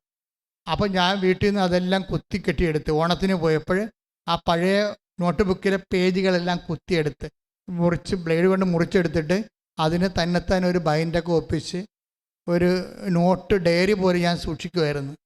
അപ്പം അതിൻ്റെ അകത്ത് ആദ്യം പേജ് എഴുതിയിരിക്കണ ഇതാണ്, ലോകം മുഴുവനും പോവുക, എല്ലാ സൃഷ്ടികളോടും സുവിശേഷം പ്രസംഗിക്കുക. അന്ന് പ്രേക്ഷിത വിഷൻ സൺഡേക്ക് ലേഖനം എഴുതിയതും ഞാൻ ഈ പ്രേക്ഷിത പ്രവർത്തനത്തെക്കുറിച്ചാണ്. പ്രേക്ഷിത പ്രവർത്തനത്തിന് വേണ്ടി നമ്മൾ ആ പ്രേക്ഷിത പ്രവർത്തനമാണ് ഇന്ന് ഉടമ്പടിയിലൂടെ ദൈവം നിങ്ങളെക്കൊണ്ട് ചെയ്യിക്കുന്നത്. ക്രിസ്തുവിനെ അറിയാത്തവരെ അറിയിക്കുക, അറിഞ്ഞവരെ ആഴപ്പെടുത്തുക. അത് ദൈവം ആദ്യം നമുക്ക് തന്നതാ. വിശ്വാസത്തിൽ ആടി നിൽക്കുന്നവരെ ഉറപ്പിക്കുക, വിശ്വാസമില്ലാത്തവർക്ക് വിശ്വാസം കൊടുക്കുക. ദിവ്യ അതാണ് ചെയ്തത്. അവരുടെ പാദങ്ങളെക്കുറിച്ചാണ് പറയണത്. മലമുകളിൽ അത് സുന്ദരമാണെന്ന്. ആ മലമുകളെന്ന് പറഞ്ഞ ജെറുസലേം മലമുകളാണ്. ജെറുസലേം മലമുകളെന്ന് പറഞ്ഞ സ്വർഗീയ മലമുകളാണ്. സ്വർഗത്തിലൂടെ പാദങ്ങൾ തിളങ്ങണം എന്നാണ് പറയണത്. ശ്രുതികട്ടെ ഹല്ലേലൂയ. Hallelujah hallelujah hallelujah. യേശുവേ നന്ദി. Hallelujah hallelujah hallelujah. യേശുവേ ആരാധന ആരാധന ആരാധന. ഉന്നതൻ നീ, അത്യുന്നതൻ നീ, നിന്നെ പോലൊരു ദൈവമില്ല. ഉന്നതൻ നീ, അത്യുന്നതൻ നീ, നിന്നെ പോലൊരു ദൈവമില്ല. അത്ഭുതമാ, അതിശയമാ, നീ മാത്രമേ ദൈവമെന്നും. അത്ഭുതമാ, അതിശയമാ, നീ മാത്രമേ ദൈവമെന്നും. എല്ലാവരും എഴുന്നേൽക്കുക. എല്ലാവരും എഴുന്നേൽക്കുക. രോഗസൗഖ്യ പ്രാർത്ഥനയ്ക്ക് പ്രവേശിക്കുകയാണ്. കൈകൾ ഇവിടെ അടുത്ത് വെക്കുക.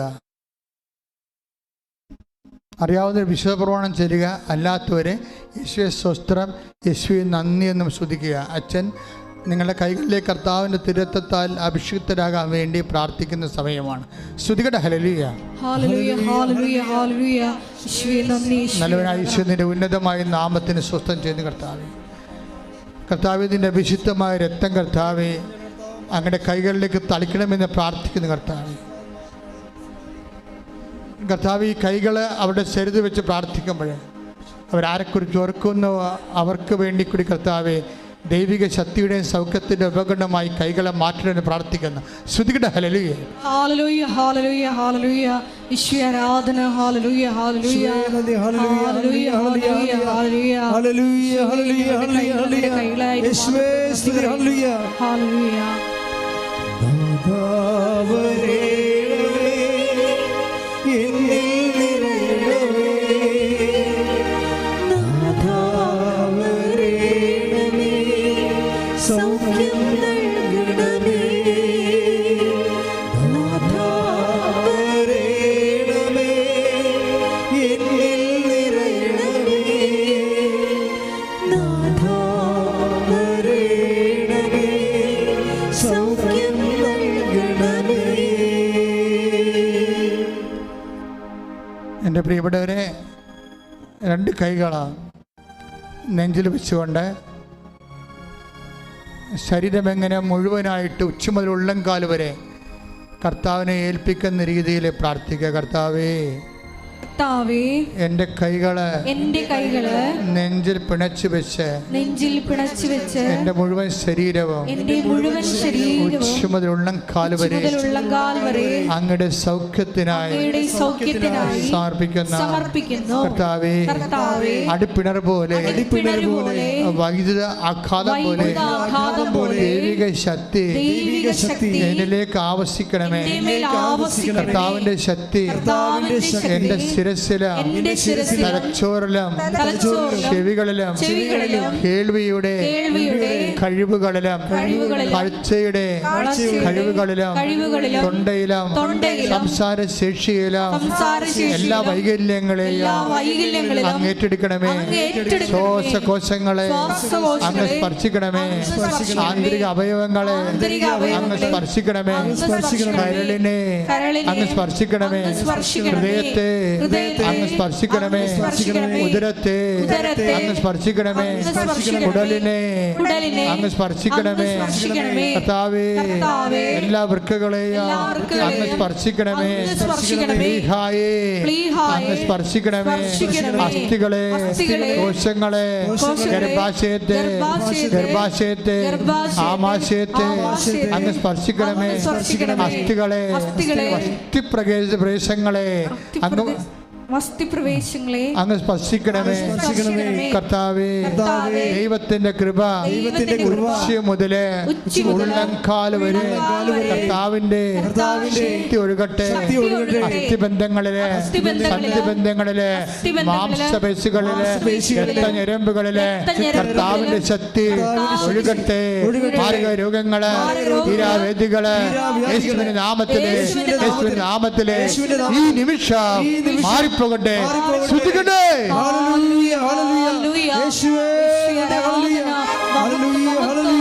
എല്ലാ രോഗങ്ങളും സുഖപ്പെട്ടുകൊണ്ട് നിന്റെ നാമം ഈ ആരാധനയിലൂടെ മഹത്വപ്പെടുത്തണമേ.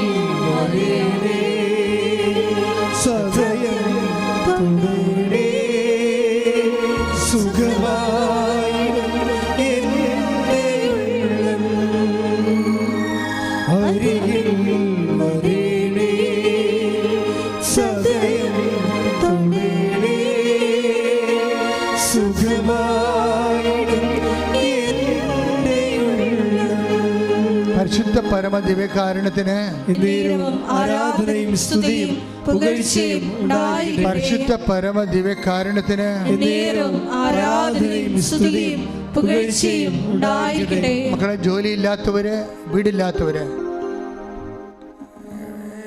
വിദേശ ജോലിക്ക് വേണ്ടി പരിശ്രമിക്കുന്നവര്, നാട്ടിലെ ജോലിക്ക് വേണ്ടി പരിശ്രമിക്കുന്നവര്, സാമ്പത്തിക ബാധ്യതയുള്ളവര്, കടമുള്ളവര്, സ്ഥലം വിറ്റുമാറാവുള്ളവര്, അങ്ങനെ പല പല വിഷയങ്ങളിൽ, മക്കളില്ലാത്തവർ, വിവാഹ ബന്ധം തകർന്നു പോകുന്നവർ, വിവാഹം നടക്കാത്തവർ, എല്ലാവർക്കും വേണ്ടി പ്രാർത്ഥിക്കുന്ന സമയമാണ്.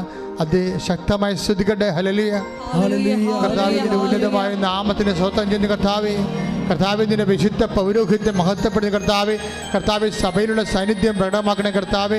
മക്കൾ ഇല്ലാത്തവർ, വിവാഹം നടക്കാത്തവർ, വീടില്ലാത്തവർ, സ്ഥലമില്ലാത്തവർ, വഴിയില്ലാത്തവർ, കർത്താവ് ജോലിയില്ലാത്തവർ, കർത്താവ് കേസിലകപ്പെട്ടു പോയവർ, ജയിലകപ്പെട്ടു പോയവർ, സാമ്പത്തിക ബാധ്യതകളെ വിഷമിക്കുന്നവർ, കർത്താവ് വിദ്യാഭ്യാസത്തിൽ കർത്താവ് തകർന്നവർ, പരീക്ഷ കഴിഞ്ഞിട്ട് റിസൾട്ട് പ്രതീക്ഷിക്കുന്നവർ, കർത്താവ് വിസ ലഭിക്കാത്തവർ, PR ലഭിക്കാത്തവർ, പലതരങ്ങൾ വിദേശ രാജ്യങ്ങളിൽ പ്രോസസ്സിംഗ് ഇരിക്കുന്നവർ, യേശു ക്രിസ്തുവിൻ്റെ ഉന്നതമായ നാമത്തിൽ സഭയുടെ അധികാരത്തിൽ കുരിശിൻ്റെ അടയാളം ജീവിതത്തിൻ്റെ ദുരിതങ്ങൾ, ജീവിതത്തിൻ്റെ തടസ്സങ്ങൾ യേശുനാമത്തിൽ മാറിപ്പോകട്ടെ. ശ്രുതികട്ടെ.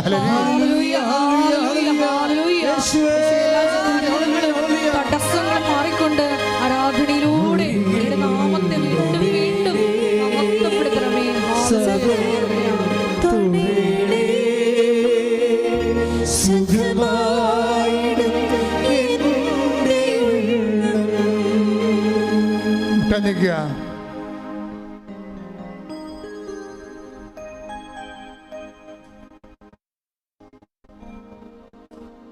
മൗനമായി പ്രാർത്ഥിക്കുക.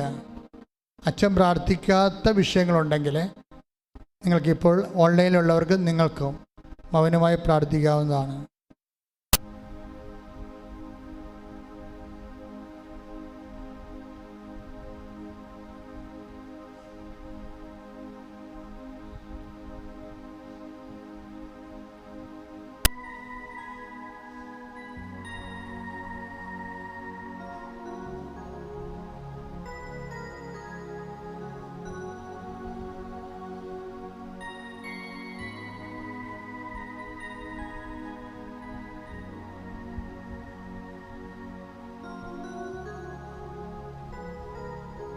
സമാപന ആശീർവാദം. ഒരിക്കൽ കൂടി മരിയൻ ഉടമ്പടിയിൽ സമർപ്പിച്ചിരിക്കുന്ന എല്ലാ വിഷയങ്ങളും ദൈവമാതാവിൻ്റെ മധ്യസ്ഥയിൽ ദിവ്യകാരുണ്യ സന്നിധിയിൽ സമർപ്പിച്ച് ഒരു നിമിഷം പ്രാർത്ഥിക്കാം. നമ്മുടെ കൂടെ ആരെല്ലാം ഉപേക്ഷിച്ചാലും നിത്യതയോളം ഞങ്ങളുടെ കൂടെ സഞ്ചരിക്കുന്ന അവിടുത്തെ സ്നേഹത്തെ ഈ വചനത്തിലൂടെ, ഈ ആരാധനയിലൂടെ വെളിപ്പെടുത്തി തന്നതിന് നന്ദി പറയുന്നു. ഞങ്ങളെ പ്രത്യക്ഷീകരണത്തിൻ്റെ സാക്ഷികളാക്കി ഉയർത്തണമേ എന്ന് പ്രാർത്ഥിച്ചുകൊണ്ട് ശിരസ് നമിച്ച് നമുക്ക് ദിവ്യകാരുണ്യ നാഥൻ്റെ ആശീർവാദം സ്വീകരിക്കാം.